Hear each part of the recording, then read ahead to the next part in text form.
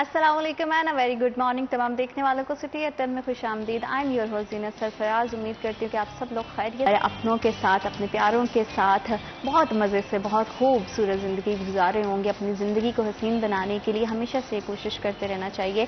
और हमेशा से मैं एक बात कहती हूँ कि जब आप खुद से प्यार करते हैं, खुद से मोहब्बत करते हैं, तभी आप दूसरों से मोहब्बत कर पाते हैं। बहुत बार हमने ऐसा देखा है कि ख़वातीन अक्सर इरिटेट हो जाती हैं घर की रूटीन से, तो कुछ टाइम आपको खुद के लिए भी निकालना चाहिए। खुद कुछ टाइम ऐसा अपने बच्चों के साथ स्पेंड करें, अपनी फैमिली के साथ स्पेंड करें। ज़िंदगी में बहुत सारे मोमेंट्स आते हैं, बहुत सारे उतार चढ़ाव आते हैं। हम बहुत सारी चीज़ों को छोड़कर, बहुत अच्छी चीज़ों को छोड़कर किसी एक चीज़ पे फोकस कर लेते हैं और उसी के बारे में सोचते रहते हैं। एंड फिर क्या होता है कि आहिस्ता आहिस्ता आपके मूड भी स्विंग होते हैं, आपको गुस्सा भी आता है, इरिटेशन भी आती है। जब भी कुछ ऐसा लगे तो ज़रूर किसी ऐसे के साथ शेयर करें जो कि आपके दिल के बहुत करीब हो। वो आपके पेरेंट्स हो सकते हैं, आपके सिबलिंग्स हो सकते हैं, आपका लाइफ पार्टनर हो सकता है, आपके बच्चे हो सकते हैं।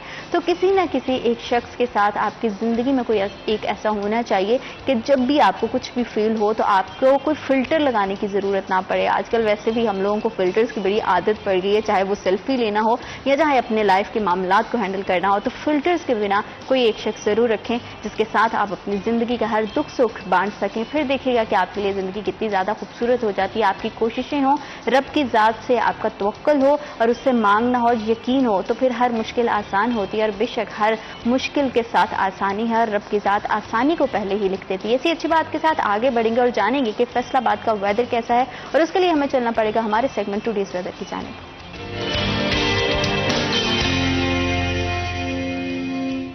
फैसलाबाद के वेदर पर नजर डालें तो आज ज्यादा से ज्यादा दर्जा हरारत 39 डिग्री सेंटीग्रेड है और कम से कम दर्जा हरारत 30 डिग्री सेंटीग्रेड है। गर्मी का हाल जो जितनी भी उसकी तपिश है, जितना उसकी शिद्दत है, वो तो ताहाल बरकरार है, लेकिन नमी बहुत ज़्यादा बढ़ गई है। हवा में नमी का तनासुब ज़्यादा होने की वजह से हब्स आपको बहुत ज़्यादा महसूस होता है। हब्स से बचने के लिए, गर्मी की शिद्दत से बचने के लिए कोशिश करें कि घरों के अंदर रहें, लेकिन अगर घरों से बाहर जाना बहुत ज़्यादा ज़रूरी है तो अपने सर को, अपने चेहरे को ज़रूर लपेटें। इस तरह के फैब्रिक का इस्तेमाल करें जो आपके लिए बहुत ज़्यादा कंफर्टेबल हो, बहुत ज़्यादा सूदिंग हो। और जैसे कि बच्चे आजकल घरों में हैं, वेकेशन चल रही हैं, तो उनको बाहर आउटडोर लेके जाने की बजाय उनको इंडोर उनके साथ कुछ ऐसी एक्टिविटीज़ प्लान करें। आजकल तो बड़े मज़ेदार गेम्स आ गई हैं, गैजेट्स आ गए हैं। बजाय बच्चों को आप मोबाइल फ़ोन या टैब्स दें, उससे बेहतर है कि आप बच्चों के साथ कुछ इस तरह की कोई कलरिंग करें, कोई ड्राइंग, इस तरह की एक्टिविटीज़ करें ताकि बच्चे मौसम की शिद्दत से भी बच सकें और घर के अंदर रहते हुए अपनी छुट्टियों को भी भरपूर तरीके से मना सकें, उसको एंजॉय कर सकें। और पानी का इस्तेमाल ज़रूर करें ताकि आपकी बॉडी ज़्यादा से ज़्यादा हाइड्रेटेड रहे, आप सेहतमंद रहें, क्योंकि आपकी सेहत हमारे लिए बहुत ज़रूरी है। आपकी सेहत के साथ साथ आपकी खुशियाँ भी हमारे लिए बेहद इंपॉर्टेंट है, बहुत ज़्यादा ज़रूरी होता है। और वैसे ही मैं एक चीज़ बड़ा फील करती हूँ कि जब आपकी बर्थडे हो और आपको अचानक से रात को 12 बजे किसी का मैसेज आ जाए, किसी ऐसे पर्सन का जहाँ पे आपको एक्सपेक्टेशंस भी ना हो, तो आपकी खुशी दोबारा हो जाती है। इसीलिए हम कोशिश करते हैं कि आपकी खुशियों को हम अपने साथ, अपनी पूरी फैमिली के साथ, पूरी सिटी न्यूज़ नेटवर्क की फैमिली के साथ ज़रूर शेयर किया करें। आज हमारे साथ 2 बर्थडेज हैं। अब्दुल्ला मकबूल, उनकी बर्थडे है। Many happy returns of the day. अल्लाह ताला आपके लिए बहुत सारी आसानियां पैदा करे, आप अपनी ज़िंदगी में हमेशा खुश रहें। इनकी बर्थडे के हवाले से हमारे पास अल्लाह ताला आपके स्पेशल दिन को और भी ज़्यादा खास बना दे। हमारे साथ एक और बर्थडे भी है, उनको भी विश करेंगे और हमारी दुआ यही रहेगी कि अल्लाह ताला आपके लिए भी बहुत ज़्यादा आसानियां पैदा करे। हसन मुआविया है, उनकी बर्थडे है। Many happy returns of the day. सालगिरह बहुत मुबारक हो, अल्लाह ताला आपके लिए बहुत सारी ढेरों आसानियां पैदा करे। इनकी बर्थडे के हवाले से भी हमारे पास वीडियो है। आपको सालगिरह मुबारक हो और जिस तरह से आपके चेहरे की मुस्कुराहट है वो हमेशा बरकरार रहे। आप अपनी फैमिली के साथ, अपनों के साथ, अपने प्यारों के साथ इस दिन को बहुत बेहतरीन अंदाज से सेलिब्रेट करें और आपकी खास दिन आपके पूरे साल को बहुत ज़्यादा खास बना दे। कुछ माइलस्टोन्स रखें अपनी ज़िंदगी में ताकि आप उनको अचीव कर सकें। अचीवमेंट्स अगर साथ साथ हों ज़िंदगी में तो ज़िंदगी और भी ज़्यादा खूबसूरत और भी ज़्यादा हसीन हो जाती है। जहाँ पे खुशियाँ हमारी कोशिश होती है बांटे, वहीं पे हमारी कोशिश होती है कि जितने भी हमारे मसाइल हैं, आपके, हमारे, हम सब के अवामी मसाइल हैं, उन पर भी हम ज़रूर बात करें। जैसे कि हम आए रोज़ बात करते हैं पेट्रोलियम मसनूआत की कीमतों में इजाफा हो जाता है और हमेशा से उससे हमने देखा है कि कारोबार बड़ा मुतासिर होता है। ट्रांसपोर्टेशन के हवाले से बहुत सारे मसाइल हो जाते हैं, अवाम के बहुत सारे मसाइल हो जाते हैं, क्योंकि पेट्रोलियम मसनूआत की कीमतों में इजाफे से कोई एक सेक्टर سیکٹر نہیں بلکہ اوور آل ہماری پوری کی پوری چین افیکٹڈ ہو جاتی ہے. لیکن انہیں تمام صورتحال میں جہاں پہ پہلے ہی پیٹرولیم مصنوعات کی قیمتیں کنٹرول میں نہیں آ رہی, وزیر اعظم پاکستان شہباز شریف کی جانب سے ایک نوٹیفیکیشن جاری کیا گیا, جس کے بعد جتنے بھی پیٹرولیم مصنوعات کے ڈیلر حضرات ہیں وہ تمام جو ہے وہ پریشان ہو گئے ہیں کہ اب کیا ہونے والا ہے نیکسٹ, کیونکہ جو خبریں آ رہی ہیں اس کے اکارڈنگ تمام اختیارات جتنے بھی پیٹرولیم سے ریلیٹڈ, اس کی قیمتیں تعین کرنے سے ریلیٹڈ اوگرا کے پاس ہوتے تھے, وہ اختیارات لے کر خود ساختہ آئل کمپنیز کو دے دیے جائیں گے, جس کے بعد ہر کوئی اپنے حساب سے قیمتیں مقرر کرے گا. یہ فکر ستائی جا رہی ہے پیٹرول پمپس مالکان کو, اور اسی لیے انہوں نے اس کے خلاف بڑی ہنگامی صورتحال پر جو ہے وہ پریس کانفرنس بھی کی ہے. آنے والے دنوں میں کیا حالات ہوں گے اگر واقعی اختیارات آئل کمپنیز کو دے دیے گئے, تو اس سے عوام کے لیے کتنی مشکلات بڑھیں گی, پیٹرول پمپ مالکان کے لیے کتنی مشکلات بڑھیں گی, اور اوور آل جو کہ ہمارا کاروبار پہلے ہی اتنا متاثر ہے, ٹرانسپورٹیشن کے حوالے سے بات کریں, ایگریکلچر کے حوالے سے بات کریں, کاروبار کے حوالے سے بات کریں, تو اس میں اور کس طرح کی تبدیلیاں ہمیں دیکھنے کو ملیں گی اور کس طرح کی صورتحال ہوگی, اسی پر ہم بات کریں گے. ہمارے مہمان ہمارے ساتھ موجود ہیں, اینکر پرسن محمد بلال ڈوگر اور ہمارے سینئر رپورٹر عبدالرحمان. السلام علیکم, کیسے ہیں آپ دونوں, خیریت سے ہیں؟ بلال, جس طرح سے یہ خبریں آ رہی ہیں, اگر یہ واقعی ان میں صداقت ہے اور یہ اختیارات واقعی اوگرا سے لے کر خود ساختہ آئل کمپنیز کو دے دیے گئے, تو حالات اور صورتحال کیا ہوگی؟ کیونکہ آئے روز ہم دیکھتے ہیں کہ پیٹرولیم مصنوعات کی قیمتوں میں اضافہ ہوتا ہے, اور اگر ان کا قیمتوں کا تعین خود ساختہ آئل کمپنیز خود کریں گی تو ان کی اجارہ داری ہوگی, تو پھر ملک کا کیا حال ہوگا, کس طرح سے مہنگائی سے ستائی عوام کو ہم کوئی ریلیف دینے کے بارے میں کوئی بات کر سکتے ہیں؟ اچھا, یہ اتفاقاً ہے کہ میں گزشتہ روز اس کے اوپر پروگرام کر کے ہٹاؤں, تو میں نے اس کے اندر پیٹرول پمپ مالکان, آئل ڈیلرز اور مختلف جو اس سیکٹر سے منسوب لوگ ہیں ان کو لیا.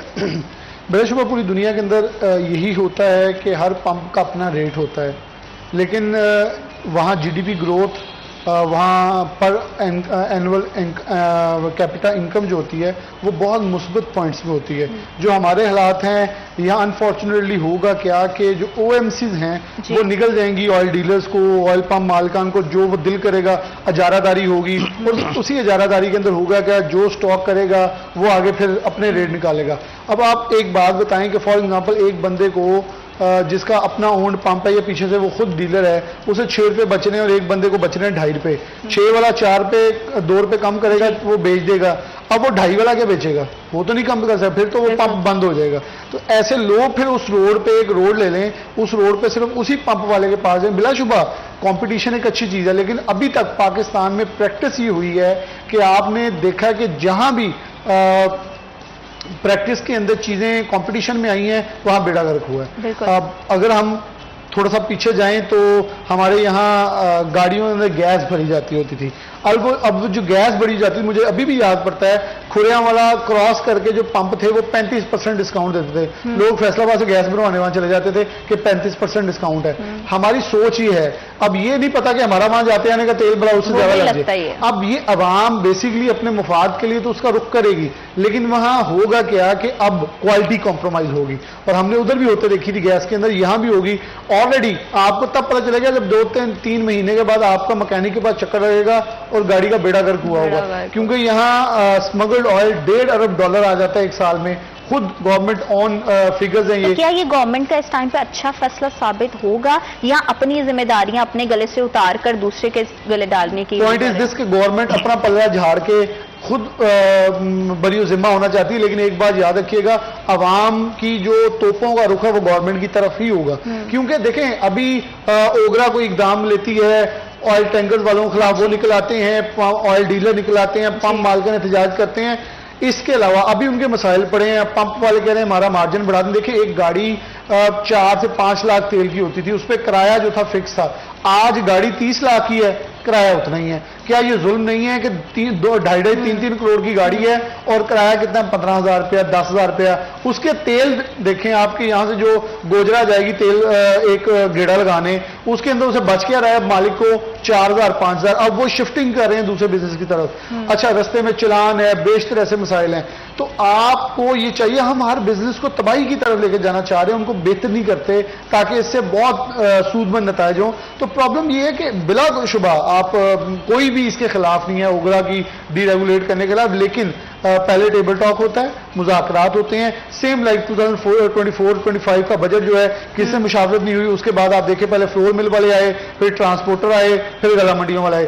ہر کوئی رفتہ رفتہ احتجاج کی طرف آ رہا ہے، کیونکہ جیسے جیسے آنکھ کھل رہی ہے انہیں پتہ چل رہا ہے یہ نیا ملبہ ہمارے اوپر گر گیا. مطلب کہ ابھی ہمیں سڑکوں پہ جو ہے وہ آئل ڈیلرز مالکان وہ بھی دکھائی دیں گے، ان کی طرف سے احتجاج کیا جائے گا، دوبارہ سے وہی سارا سینیریو ریپیٹ ہوگا اور سڑکیں بلاک ہو جائیں گی اور حکومت کے کان پہ جو نہیں رہیں گے. ان کا احتجاج سویر ہو سکتا ہے. دیکھیں نا، پمپ مالکان تو 1 سے 2 دن پوری مکمل جمود کا شکار کر دیں تو آپ کی ہر چیز بند ہو جائے گی. آپ کو تیل نہیں ملے گا تو آپ کی تمام تر آپ کی اس وقت بھی مہنگائی کا سب سے بڑا دار و مدار ایک بجلی پہ، دوسرا پیٹرولیم مصنوعات پہ. یہ دو ہی تو 60% سے زیادہ مہنگائی کو فیکٹر کیے ہوئے ہیں. انہی نے مہنگائی پکڑی ہوئی ہے. ان دونوں میں سے ریلیف ملے گا. اور آپ یہ سمجھتے ہیں کہ گورنمنٹ ابھی جو اوگرا بھیجتی جتنی کی سمری بھیجی گورنمنٹ اتنی ریجیکٹ کر دی تو پھر سمریاں نہیں بھیجنی. پھر اس نے OMC نے، اور دیکھیں ہم ابھی پریشان ہیں، آپ پریشان ہیں، عبد الرحمان میں، کہ ہر 15 دن بعد مہینے بعد تنخواہ آتی ہے لیکن 15 دن بعد تیل کا ریٹ آتا ہے. میں زیادہ کرنا کم کرنا کوئی سمجھ نہیں آتی. تو تب ہر روز نیا بجٹ آنا ہے، ہر روز منی بجٹ آئے گا. اچھا، جیسے آپ نے کہا کسی کو سمجھ نہیں آ رہی عبد الرحمان، مجھے لگ رہا ہے ہمارے گورنمنٹ کو بھی سمجھ نہیں آ رہی کہ کیا فیصلہ کرنا ہے، اس لیے وہ بس دھڑا دھڑ کچھ بھی ڈیسیجنز لیے جا رہے ہیں، وہ نہیں کیلکولیٹ کر رہے، نہ ہی اسٹیک ہولڈرز کو آن بورڈ لے کر کوئی ڈسکشن کی جاتی ہے، جو کہ ایک ویلڈ پوائنٹ بھی ہے کہ اگر کوئی کاروبار کر رہا ہے تو وہ ضرور چاہے گا کہ ان کا موقف لیا جائے، ان کا پوائنٹ آف ویو لیا جائے. لیکن حکومت راتوں رات اعلان کر دیتی ہے اور پھر اس کے بعد next day very next day ہم دیکھتے ہیں اس کے خلاف مذمت بھی ہوتی ہے، ہڑتال بھی ہو رہی ہے، احتجاج بھی ہو رہے ہیں. پورا ملک کا جو ہے وہ چکا جام ہو جائے گا. تو کیسے کاروبار چلیں گے، کیسے جو ہے وہ عوام کی زندگی چلے گی اور سروائیو ہم کس طرح سے کر پائیں گے؟ زینت دیکھیے، یہ بیسیکلی IMF کی ڈیمانڈ ہے. جیسے USA میں ہوتا ہے نا کہ ریفائنریز خود ریٹ طے کرتی ہے. اس کی میں مثال دیتا ہوں کہ اگر اٹک ریفائنری ہے تو وہ اٹک میں جب تیل ڈسٹریبیوٹ کرے گی تو اس کی فیول کاسٹ کتنی ہوگی، اگر وہ فیصل آباد میں کرے گی تو فیول کاسٹ کتنی ہوگی. اس حوالے سے اس ریٹ کو طے کیا جاتا ہے کہ جس ضلع میں جتنی دور ریفائنری سے ضلع ہوگا اتنی زیادہ اس کی فیول کاسٹ ڈالتے جائیں گے. یہ بیسیکلی IMF نے اس وجہ سے کیا ہے کہ یہاں پر petroleum levy tax, development levy tax اکثر بڑھانا پڑتا ہے. تو کئی بار حکومت عوام کے پریشر میں آ کے اس طرح سے نہیں بڑھا پاتی. اگر 10 روپے اوگرا کہتا ہے کہ گورنمنٹ پریشر کی وجہ سے 5 روپے یا 2 روپے بڑھاتی ہے. تو یہ سارا کچھ ڈی ریگولیٹ کرنے کا مقصد یہ ہے کہ جو گورنمنٹ کا ٹیکس ہے اس پہ لگا رہے گا اور ریفائنری اپنے پروفٹ کے مطابق اس کو بڑھاتی رہیں گی. جیسے یہ برائلر ایسوسی ایشن روزانہ کی بنیاد پر ریٹ نکالتی ہے، تو یہ بھی روزانہ یا ویکلی جیسے پیچھے سے آتا ہے اس حساب سے نکالیں گے. تو یہ پیور سمجھ لیں کہ IMF کی ڈیمانڈ پہ ہو رہا ہے. یہاں پر حکومت ایسا نہیں چاہ رہی تھی. اوگرا کو ڈی ریگولیٹ کرنے کا مقصد ہی یہ ہے کہ ایک تو باری تنخواہوں سے جان چھوٹے گی، ڈی ریگولیٹ کر دیا جائے. مطلب وہی کہ حکومت اپنے گلے کی ذمہ داری کو اتار کے اور اس کو خود ساختہ آئل کمپنیز کے سر پہ ڈال رہی ہے کہ اب آپ اپنی مرضی سے دندناتے پھریں، اپنی مرضی کے ریٹس دیں اور اپنی مرضی سے جو ہے وہ جتنی پیٹرولیم مصنوعات اس کی قیمتوں کا تعین کریں. اس سے کاروباری طبقہ کتنا پسے گا، عوام کے لیے کیا مسائل ہوں گے، اس حوالے سے مزید بات کریں گے. وقت ایک چھوٹی سی بریک کا. we'll be right back after a short break.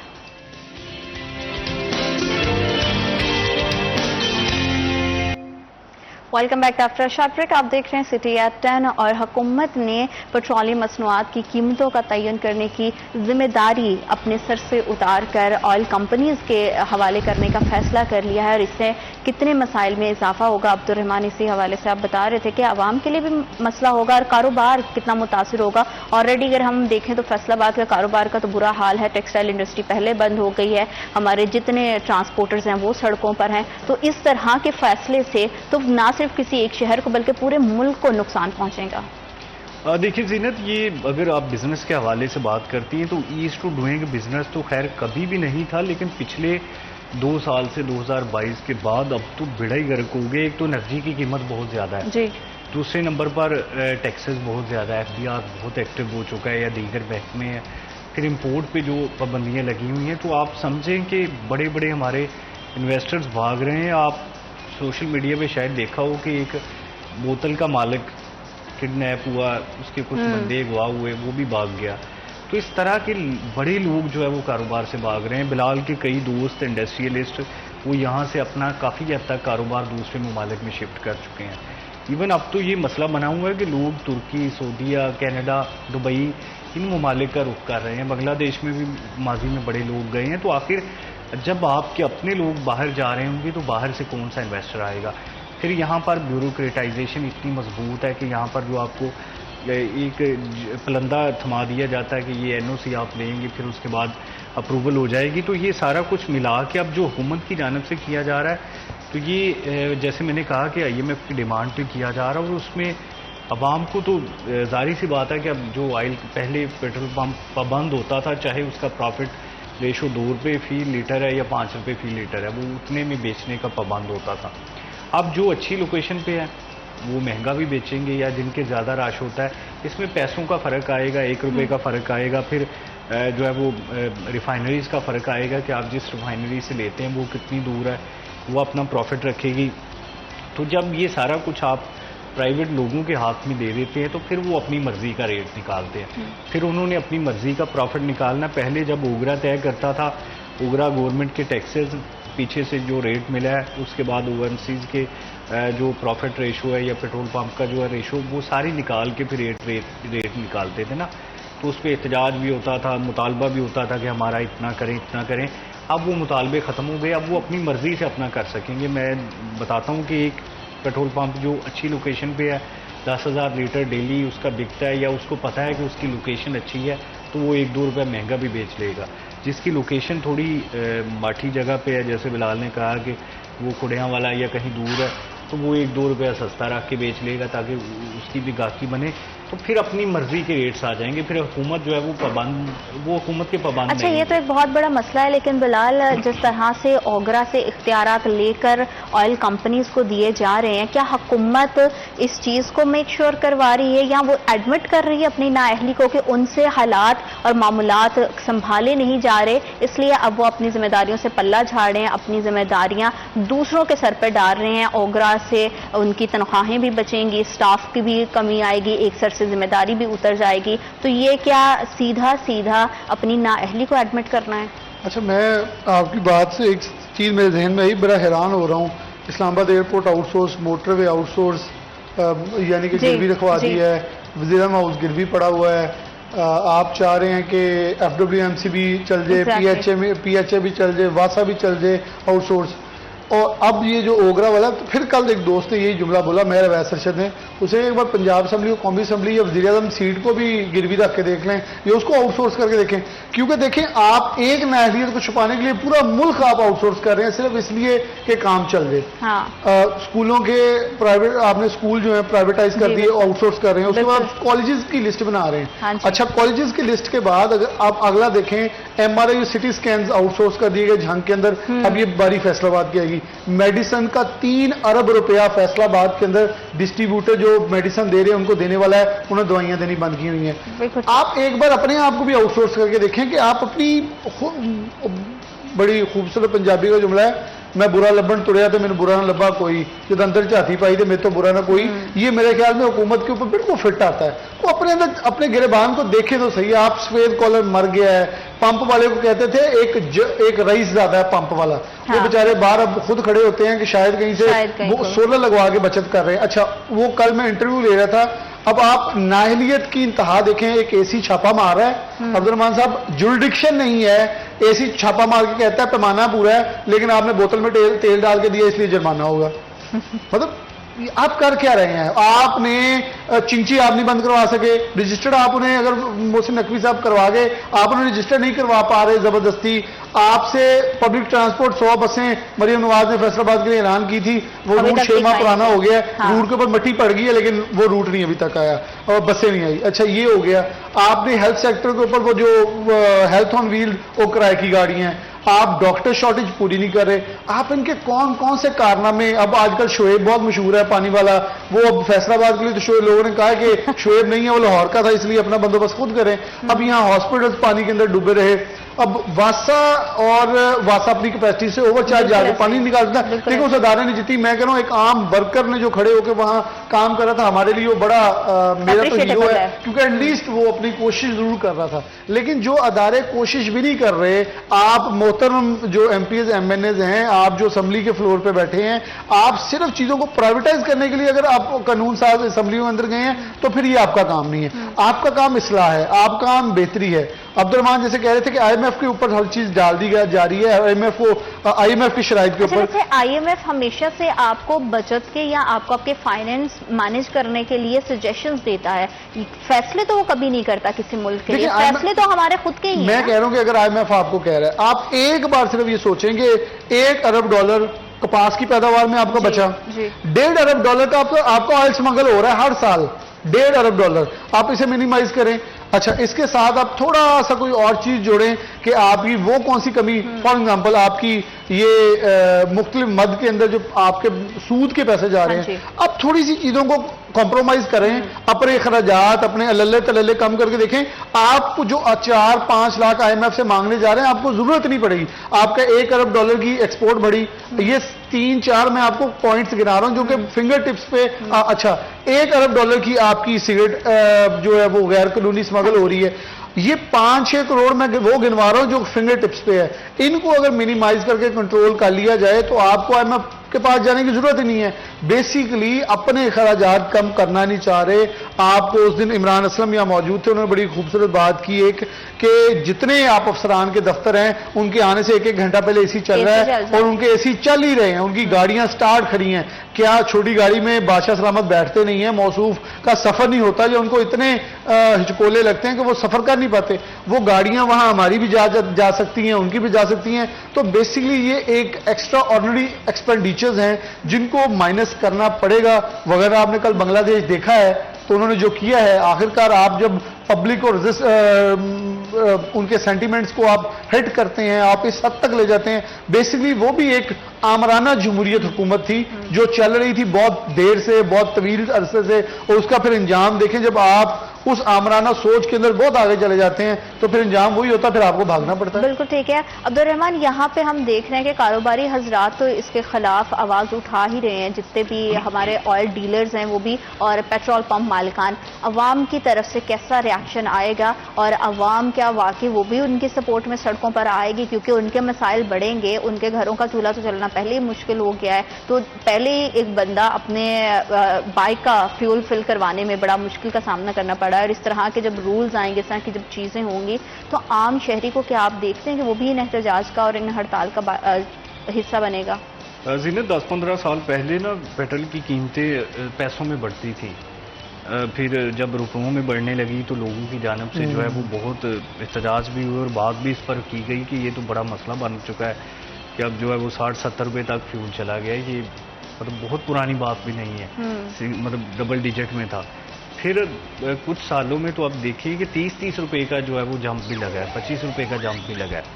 تو اب تو لوگ اس پہ بات کرنا چھوڑ چکے، اور اسپیشلی جب بجلی کی قیمتیں اتنی زیادہ بڑھ گئی ہیں کہ یونٹ جو ہے وہ پیسوں میں بڑھتا تھا پھر روپوں میں آیا، اور اب 30 روپے بھی بڑھنے لگے ہیں، 15 روپے، 7 روپے بڑھنے لگے. اور ابھی یہ بھی شیورٹی نہیں ہے کہ یہ سلسلہ کہیں رک جائے گا، کیونکہ جس طرح سے جس تناسب سے بجلی کی قیمتیں بڑھی ہیں، آئے روز پیٹرولیم مصنوعات کی قیمتیں بڑھی ہیں، اور اگر یہ جو ہدایات دی گئی ہیں یہ اسی طرح سے اس پہ امپلیمنٹیشن ہوتا ہے تو حالات بہت زیادہ خوفناک ہو جائیں گے. گفتگو کے سلسلے کو آگے بڑھائیں گے، لیکن رائٹ آفٹر دس بریک.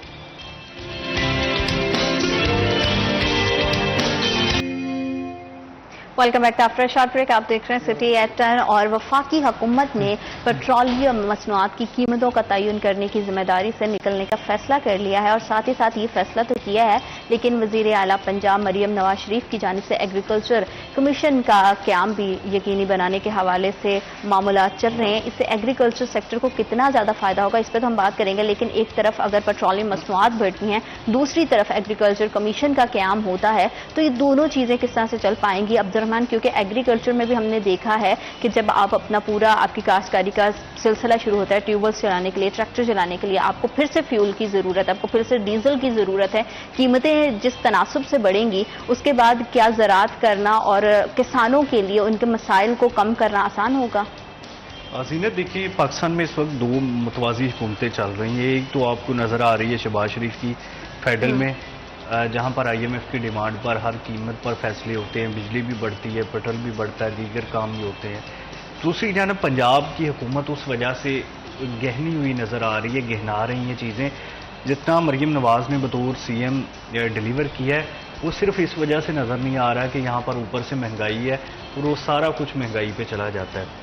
انہوں نے کافی فوکس کیا ایگریکلچر پہ. ابھی ایگریکلچر کمیشن بنایا جس کا مقصد یہ ہوگا کہ صوبائی وزیر، سیکٹری، لائف سٹاک والے سارے، اور اس میں فارمرز بھی ڈالے گئے ہیں، پروگریسو فارمرز پنجاب بھر میں 30 لوگوں کی کمیٹی ہے جو کہ ایک رپورٹ جمع کروائے گی کہ کس طرح سے ہم کراپ زوننگ کر سکتے ہیں کہ جو فصلیں جن علاقوں میں فیوریٹ ہے وہاں پر لگی رہیں، جو اچھا رزلٹ دیتی ہیں، ادھر دوسری فصلیں نہ لگائی جائیں. اسی طرح سے اس کے ساتھ ساتھ کلائمیٹ چینج سے کیسے نمٹنا ہے، اس سلسلے میں فنڈ کیسے بڑھائے جا سکتے ہیں، پھر ایگریکلچر والوں کے مسائل کیا ہیں، زرعی سائنسدانوں کو کس طرح سے مزید فنڈز دینے ہیں. تو یہ سارا کچھ وہ اپنی رپورٹ میں جمع کروائیں گے اور یہ کافی بجٹ بھی اس کے لیے رکھا گیا اور مریم نواز پوری بجٹ ایلوکیٹ بھی کر رہی ہیں. مسئلہ پھر وہی آ رہا ہے کہ یہاں پر چیزیں اس طرح سے ڈیلیور ہو رہی ہیں دکھائی نہیں دے رہی. ابھی بارشوں کے دوران جس طرح سے یہاں پر نکاسی آب کی گئی یہ بھی ایک بڑا قابل تعریف اقدام تھا.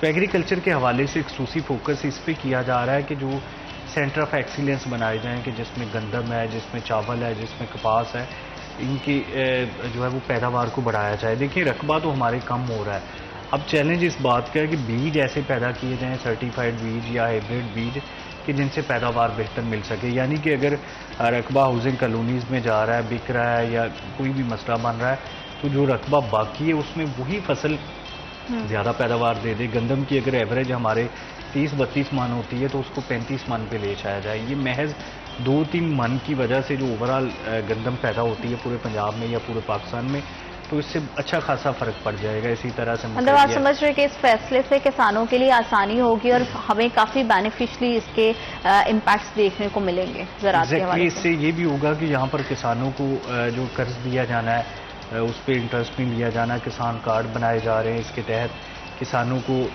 جو مشینری دی جا رہی ہے جس میں ہائی ٹیک میکنائزڈ ایگریکلچر کو فروغ دینے کے لیے جیسے چھٹے کے ذریعے بیج کاشت کیا جاتا ہے تو اس کی جگہ ہیپی سیڈر دیے جائیں گے کہ یہاں پر آپ جو ہے وہ مشین کے ذریعے بیج کاشت کریں گے. اب مشین وہ غلطی نہیں کر سکتی ہوتی نا، اس میں آپ نے فیڈ کرنا ہوتا ہے کہ یہ 2-2 بیج گرتے جاتے ہیں پراپر طریقے سے، لائنوں میں فصل ہوتی ہے. تو یہ جو لائن میں فصل لگانی ہے یا جو پراپر نالیوں میں لگانی ہے اور پراپر طریقے سے گرنی ہے، اور جب دوسری جانب چھٹا دیا جاتا ہے، چھٹے سے ہوتا ہے تو اس میں کئی جگہ مس ہو جاتی ہے، کئی جگہوں پہ زیادہ ہو جاتا ہے. یعنی کہ جو مشینری ہے اس کا کوئی بھی الٹرنیٹ نہیں ہے، انسان اس طرح سے کر نہیں سکتا. تو ایسے ہی کھاد کا سسٹم ہوگا کہ جو نالیوں میں جب فصل لگائی جانی ہے تو اس میں کھاد ڈالنا بھی بڑا آسان ہوتا ہے. نہیں ڈال سکتے ہیں کیونکہ جب پانی ہوتا ہے یا فصل بڑی ہوتی ہے تو پھر کسان کے لیے مسئلہ یہ ہوتا ہے کہ وہ کھاد ڈالنا مشکل ہو جاتا ہے اور وہ نکے کے آگے جو ہے وہ بوری رکھ دیتا ہے اور سٹارٹ میں زیادہ چلی جاتی ہے، اینڈ پہ بالکل کم رہ جاتی ہے.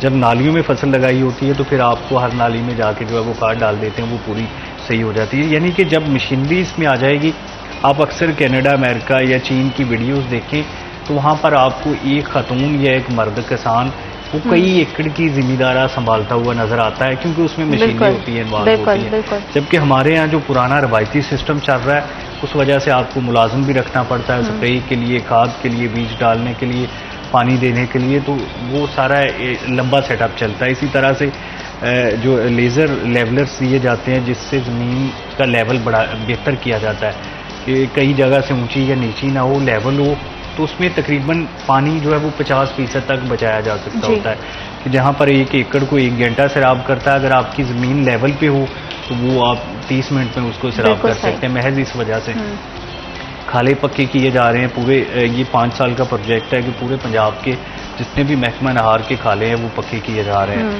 اس کا مقصد یہ ہوتا ہے کہ یہ پانی جو ہے وہ ٹیل تک پہنچایا جائے کیونکہ اس سے پہلے نہیں پہنچتا. سٹارٹ والے موگے زیادہ پانی کھینچتے اور اینڈ تک نہیں پہنچتا. پانی کی چوری روکنا بھی ممکن ہو سکتا ہے اس سے.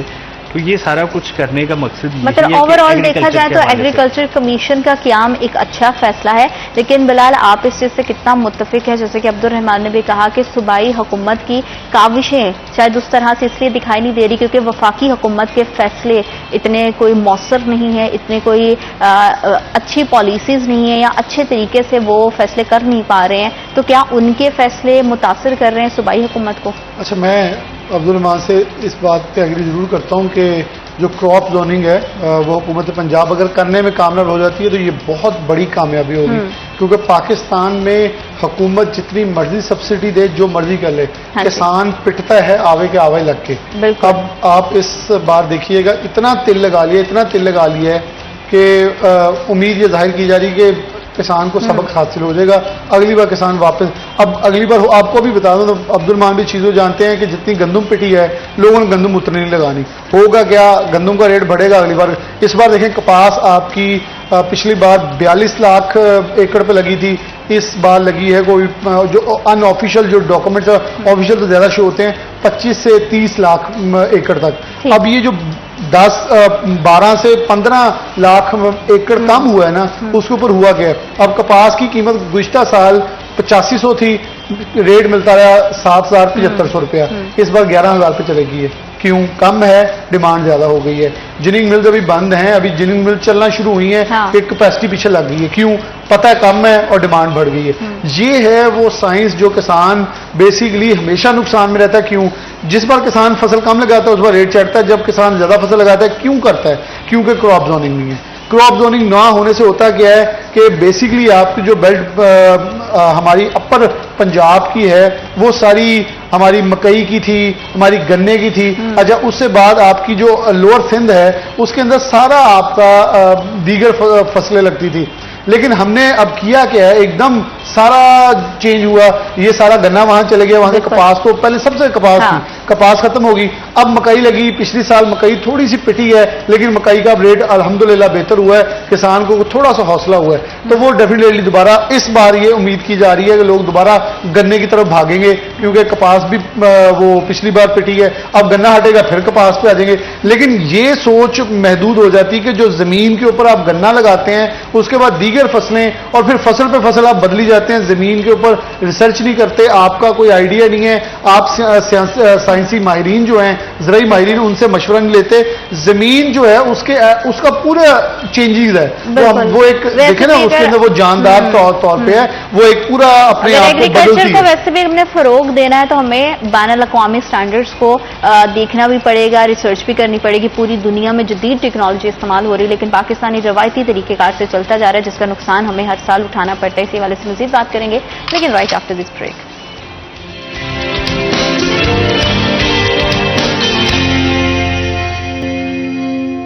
Welcome back after short break. آپ دیکھ رہے ہیں سٹی ایٹن۔ زراعت کے شعبے میں فروغ دینے کے لیے، ترقی اور پائیداری کے لیے وزیر اعلیٰ پنجاب مریم نواز شریف کی طرف سے بڑا زبردست قدم لیا گیا ہے، بڑی زبردست ایک آغاز ہونے جا رہا ہے جس کی وجہ سے ایگریکلچر میں بہت ساری تبدیلیاں آئیں گی، لیکن بات یہی آتی ہے کہ جو ہمارا پہلا مسئلہ تھا پیٹرولیم مصنوعات کی قیمتوں میں اضافہ، جب فصلیں اچھی ہوں گی، ٹرانسپورٹیشن کا سلسلہ شروع ہوگا تو وہ کتنا حد تک اس تمام معاملے کو متاثر کرے گا عبد الرحمان؟ کیونکہ ظاہری بات کہ جب بھی ہم کسی بھی چیز کی پیداوار کرتے ہیں، مینوفیکچرنگ ہوتی ہے، چیز بن جاتی ہے، لیکن اس کی ٹرانسپورٹیشن کے لیے چیز ایک جگہ سے دوسری جگہ بھیجنے کے لیے گڈس کی ترسیلات کا سلسلہ وہ کتنا متاثر ہوگا اگر پیٹرولیم مصنوعات کے حوالے سے جو فیصلہ کیا جا رہا ہے، جو اختیارات وفاقی حکومت نے اپنے سر سے اٹھا کے دوسرے کو دے دیے ہیں، تو یہ دونوں طرف پیرلل فیصلے چل رہے ہیں۔ ایسا لگ رہا ہے کہ پاکستان کے اندر ہی وہی والی بات ہے کہ دو الگ الگ حکومتیں چل رہی ہیں، صوبہ پنجاب کی حکومت الگ چل رہی ہے، وفاقی حکومت الگ چل رہی ہے،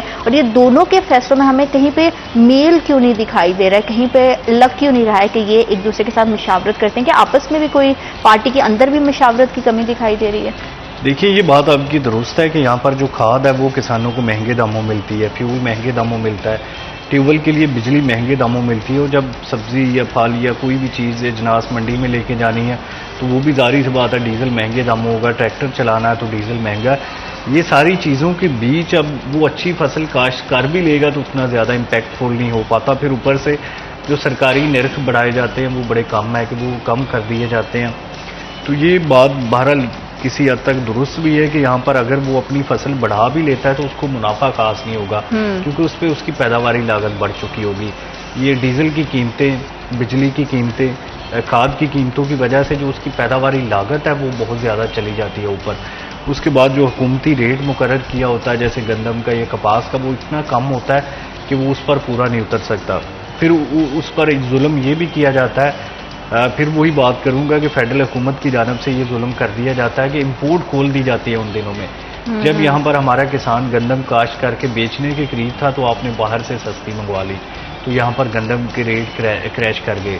ابھی کپاس تھوڑی مہنگی ہوئی ہے، بلال نے جیسے نشاندہی کی، تو اب باہر سے منگوانے کے چکروں میں تاکہ باہر سے سستی کپاس منگوا لیں، اور یوں ادھر کپاس کے ریٹ بھی جو ہے وہ کریش کر جائیں گے. اور پھر اس کے بعد جو لوگ کپاس لے کے ذخیرہ کر لیں گے پھر وہ مہنگے داموں بیچیں گے. جیسے ابھی گندم تھوڑے دنوں میں مزید مہنگی ہو جائے گی. تو یہاں پر فائدہ کسان کی بجائے آڑتی کو ہوتا ہے، فائدہ مڈل مین اٹھا لیتا ہے. کسان کے لیے جو پلان کیا جاتا ہے وہ پورے اس تک نہیں پہنچ پاتے. کھادوں پر سبسڈی دی جاتی ہے، وہ کسانوں تک پوری نہیں پہنچ پاتی، راستے میں ڈیلرز اور دوسرا مافیا کھا لیتا ہے. براہ راست سبسڈی کا رواج نہ ہونے کی وجہ سے جو مڈل مین ہوتا ہے وہ اچھے خاصے فائدے میں چلا جاتا ہے. جیسے یوٹیلیٹی سٹورز پر اربوں روپیہ لگایا جاتا ہے ان کی تنخواہوں پر، جبکہ گھٹیا معیار کی چیزیں وہ عام جو ہے وہ صارف تک پہنچ پاتی ہیں. یہاں پر ایک سکینڈل بھی آیا تھا کہ ماش کی دال کی جگہ مونگی کی دال دی جا رہی تھی جس میں 200 روپے کلو کا فرق ہے. تو اس طرح سے چینی جو ہے وہ انتہائی باریک دی جاتی ہے، اس پر سبسڈی تو گورنمنٹ کی جانب سے وہی ہوتی ہے لیکن خریداری میں پیسے بچائے جاتے ہیں. گھی اس کمپنی کا دیا جاتا ہے جو بالکل سی یا ڈی کیٹیگری کی ہے، جو اے کیٹیگری کا گھی ہے وہ نہیں دیا جاتا، وہ سبسڈی اتنی ہوتی ہے جتنی اے کیٹیگری پر ہے. تو یہ بیچ میں جو مڈل مافیا آ جاتا ہے نا، یہ اصل میں پیسے کما جاتا ہے. حکومت کی جانب سے پیسے ایشو ہو جاتے ہیں، کسان تک پیسے پہنچ نہیں پاتے، راستے میں کہیں جو ہے وہ گڑبڑ ہو جاتی ہے اور راستے والے جو ہے وہ اس کا فائدہ اٹھا لیتے ہیں. اس کے لیے براہ راست جو ہے وہ کاشت کا تصور جو دیا جانا ضروری ہے. یہ کئی بار اس پہ بات بھی ہوئی ہے کسانوں کی جانب سے کہ براہ راست خریداری ہو، اس میں منڈی کا یا آڑتی کا جو ہے وہ درمیان میں راستہ نکالا جائے، پھر ان کو فائدہ ہوگا. اگر ایسے ہی سسٹم چلتا رہا تو پھر حکومت جتنے مرضی ارب روپے کا بجٹ بڑھا لے، کسانوں کو فائدہ نہیں ہوگا. بالکل ٹھیک ہے. دنیا بھر میں بڑی جدید ٹیکنالوجی استعمال کر کے ایگریکلچر سیکٹر کو چلایا جا رہا ہے، لیکن پاکستان میں اس طرح کی ٹیکنالوجی تو دور کی بات ہے. جو بنیادی چیزیں ہیں جس میں ہمیں اپ گریڈ ہونے کی ضرورت ہے، ہم وہاں پہ بھی نہیں وہ چیزیں اپنے کسان کو بھی تک مہیا کر پا رہے ہیں. تو یہ سارے حالات چلتے رہیں گے تو ہمیں کتنا عرصہ مزید لگ جائے گا بلال دنیا کے طریقہ کار سیکھنے کے لیے، پوری دنیا کے ساتھ کمپیٹ کرنے کے لیے، اپنی زراعت کو اور زیادہ اسٹرانگ کرنے کے لیے. حالانکہ وی آر ویری بلیسڈ کہ پاکستان ایک زرعی ملک ہے اور یہاں پہ قدرتی وسائل بہت زیادہ ہیں، اس کے باوجود ہماری اچھی پلاننگ نہ ہونے کی وجہ سے، اس کے باوجود ہماری حکومت کی کچھ غیر مؤثر فیصلوں کی وجہ سے خمیازہ ہماری پوری ملک کو بھگتنا پڑتا ہے.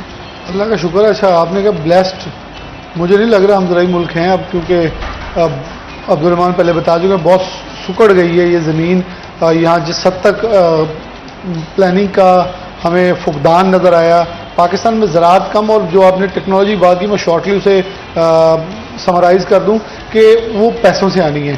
اتنی سخت نہیں ہے کہ آپ درآمدی اتنی بڑی درآمدات کر کے اسے منگوائیں اور پھر اس کی ویلیو ایڈیشن ہی کریں نا، اسے ویلیو ایڈیشن ہوگی بات تو پھر درآمد وہی ہے جس میں آپ برآمد کر ہاں سکیں. بالکل. اور بات تو وہی ہے کہ ہمارے حکومت کی اپنی لگژریز ختم نہیں ہوتی ہیں، اور اگر وہ زمین سکڑی ہے تو اس میں بھی ہماری ہی نااہلی ہے. مطلب قدرت نے ہمیں وسائل دیے لیکن اس کے باوجود اگر ہم اسے اچھے سے یوٹیلائز نہیں کر پائے تو اس میں غلطی ہماری ہے. تو اس میں ہم امید کرتے ہیں کہ مؤثر پالیسی ہمیں آنے والے وقت میں دیکھنے ملے. آپ دونوں مہمانوں کا بہت شکریہ پروگرام کا حصہ بنے. وقت ایک چھوٹی سی بریک کا. Will be right back after short break.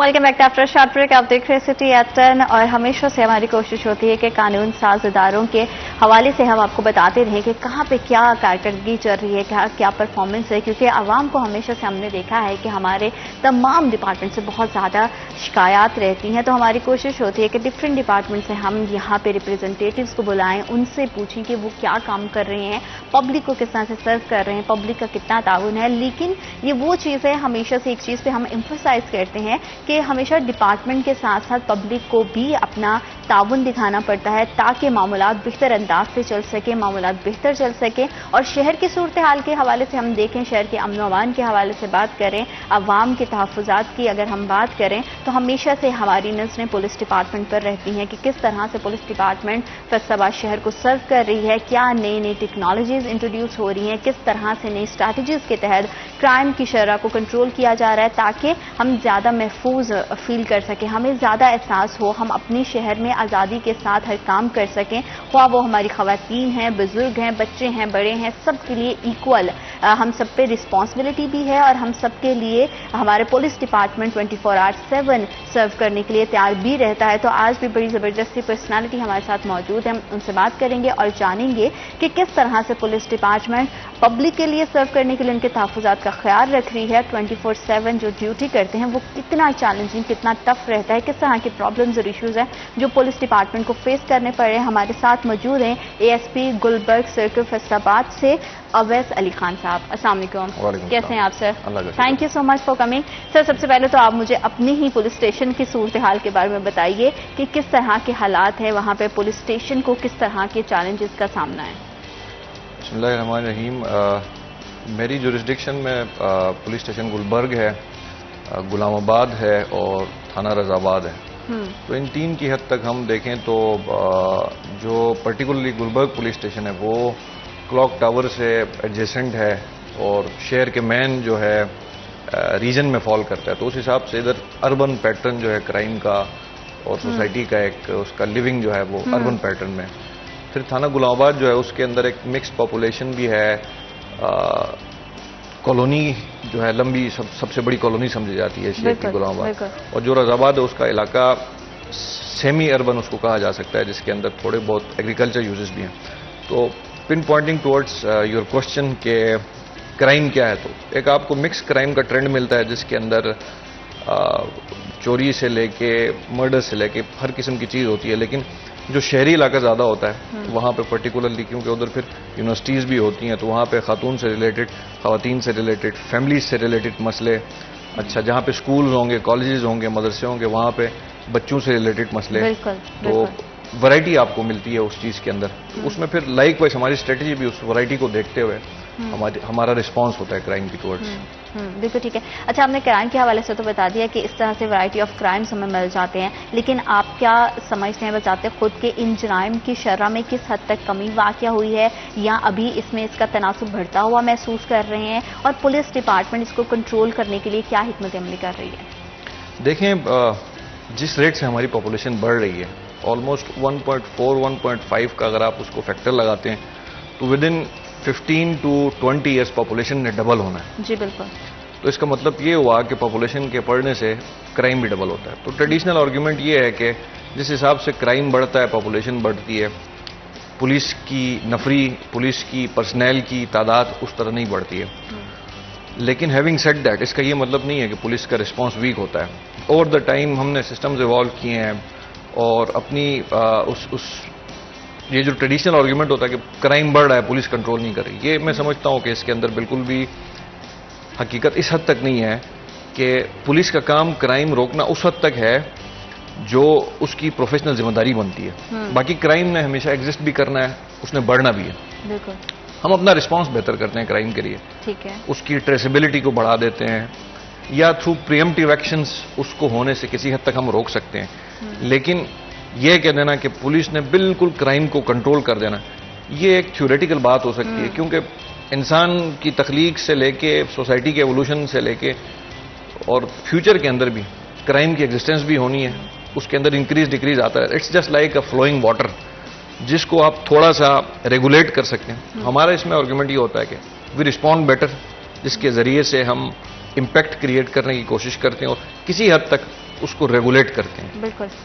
اچھا، آپ نے بات کی وسائل کی کمی کے حوالے سے، ہم بھی یہ اس چیز کو دیکھتے ہیں کہ پولیس ڈپارٹمنٹ میں ٹیم کی بات کر لی جائے یا پھر ہم پیٹرولنگ کے حوالے سے بھی بات کریں، گاڑیوں کی بات کریں، اکوپمنٹس کی بات کریں، تو بہت سارے چیلنجز ہیں. آپ بذات خود کیا سمجھتے ہیں کہ کس طرح کے چیلنجز آپ فیس کر رہے ہیں، آپ کا پورا ڈپارٹمنٹ فیس کر رہا ہے، اور ان کے حل کے لیے حکومت کی جانب سے کیا سپورٹ ملتی ہے ڈپارٹمنٹ کو؟ دیکھیں جتنا محدود وسائل کے اندر گورنمنٹ پولیس کو سپورٹ کر سکتی ہے وہ کرتی بھی ہے. ہمارے ورکنگ آورس کی جو ہے وہ predictability because of nature of work نہیں ہو سکتی. شفٹ کا جو سسٹم ہوتا ہے with in the officer rank as well as with in the staff. Thirdly operation اور انویسٹیگیشن کی سیپریشن کا جو ایک قانونی ایک جواز ہے پولیس آرڈر 2002 جو ہے امپلیمنٹڈ ہے, اس کی اپلیکیبلٹی لاہور کی حد تک کہ باقی اضلاع کے اندر آپریشنز اور انویسٹیگیشن کی سیپریشن جس طرح بالکل پن پوائنٹڈ طریقے سے ہونی چاہیے اس کے اندر کام کرنے کی ضرورت ہے. اس سے ہٹ کے بات کر لیتے ہیں کہ وسائل کی کمی تو ہر جگہ پہ ہوتی ہے. آپ ڈیولپ کنٹریز کے اندر بھی جائیں وسائل کی کمی ہوتی ہے, مسائل کی کمی تو نہیں ہوتی. جس چیز میں ایشو آتا ہے وہ شاید یہ آتا ہے کہ جہاں پہ ٹیم ورک ہو, جہاں پہ ایک آپ کی اورینٹیشن کلیئر ہو, موٹیویشن ہو, تو آپ کم وسائل کے اندر بھی آپ ریزلٹس دے سکتے ہیں. تو وہ ٹیم ورک پیدا کرنے کے لیے لیڈرشپ ہوتی ہے. جیسے ہمارے کرنٹ سی پی او صاحب ہیں اور ان کی ساری ٹیم, ہمارے آر پی او صاحب ہیں, وہ ٹیم کو لے کے چلتے ہیں, جس کی وجہ سے وسائل کی کمی ہوتے ہوئے بھی جو ہم آبجیکٹو اچیو کرنا چاہتے ہیں اس کے ہم پیچھے پڑ جاتے ہیں تو کچھ نہ کچھ اس کا نکل آتا ہے. لیکن براڈر اسپیکٹرم میں دیکھیں تو پوری پولیس آرگنائزیشن کے لیے جو اسپیشلائزیشن ہے, فنکشنل اسپیشلائزیشن, جس کو آپریشنز اور انویسٹیگیشن کا سیپریٹ ہونا اور اس کے لیے پروپورشنل جو ہے پرسنل کی اویلیبلٹی ہونا, یہ وہ چیز ہے جس پہ کام ہونے کی ضرورت ہے. بالکل ٹھیک ہے. اچھا, پولیس کے حوالے سے ہمیشہ سے عوام کے اندر ایک نیگیٹو تاثر پایا جاتا ہے. آلدو ہمیں پتا ہے کہ پولیس ڈپارٹمنٹ 24/7 دن رات ہر طرح کی گرمی سردی موسم کی بھی کوئی قید نہیں ہوتی اس ڈیوٹی میں. اس کے باوجود اتنا کام کرنے کے باوجود عوام اس طرح سے رسپونڈ نہیں کر پاتی ہے. چند پولیس آفیسرز کے غیر مناسب رویوں کی وجہ سے پورے ڈپارٹمنٹ کو جو ہے وہ کوسچن مارک اس پر لگ جاتا ہے. اس حوالے سے آپ کیا سمجھتے ہیں کہ عوام کے اندر یہ جو تاثر ہے اس کو کیسے ختم کیا جا سکتا ہے؟ دیکھیں اس میں دو جواب ہیں. ایٹ دا فرسٹ, جو پولیس کے کام کی نیچر ہے اس کے اندر کیونکہ انفورسمنٹ آف لا ہے تو there will always be one party which is aggrieved اور دوسری وہ والی سائڈ ہوگی جو وکٹم ہوگی. تو our purpose is and our legal and moral and otherwise social purpose is to be with the victim. جو پرپیٹریٹر آف کرائم ہے, جو اگریسر ہے, جو وائلنٹ ہے, اس کے ہم نے اگینسٹ جانا ہی جانا ہے. اب اگر وہ وکٹم بننے کی کوشش کرے تو اس کی ویلیویشن سوسائٹی نے خود کرنی ہے.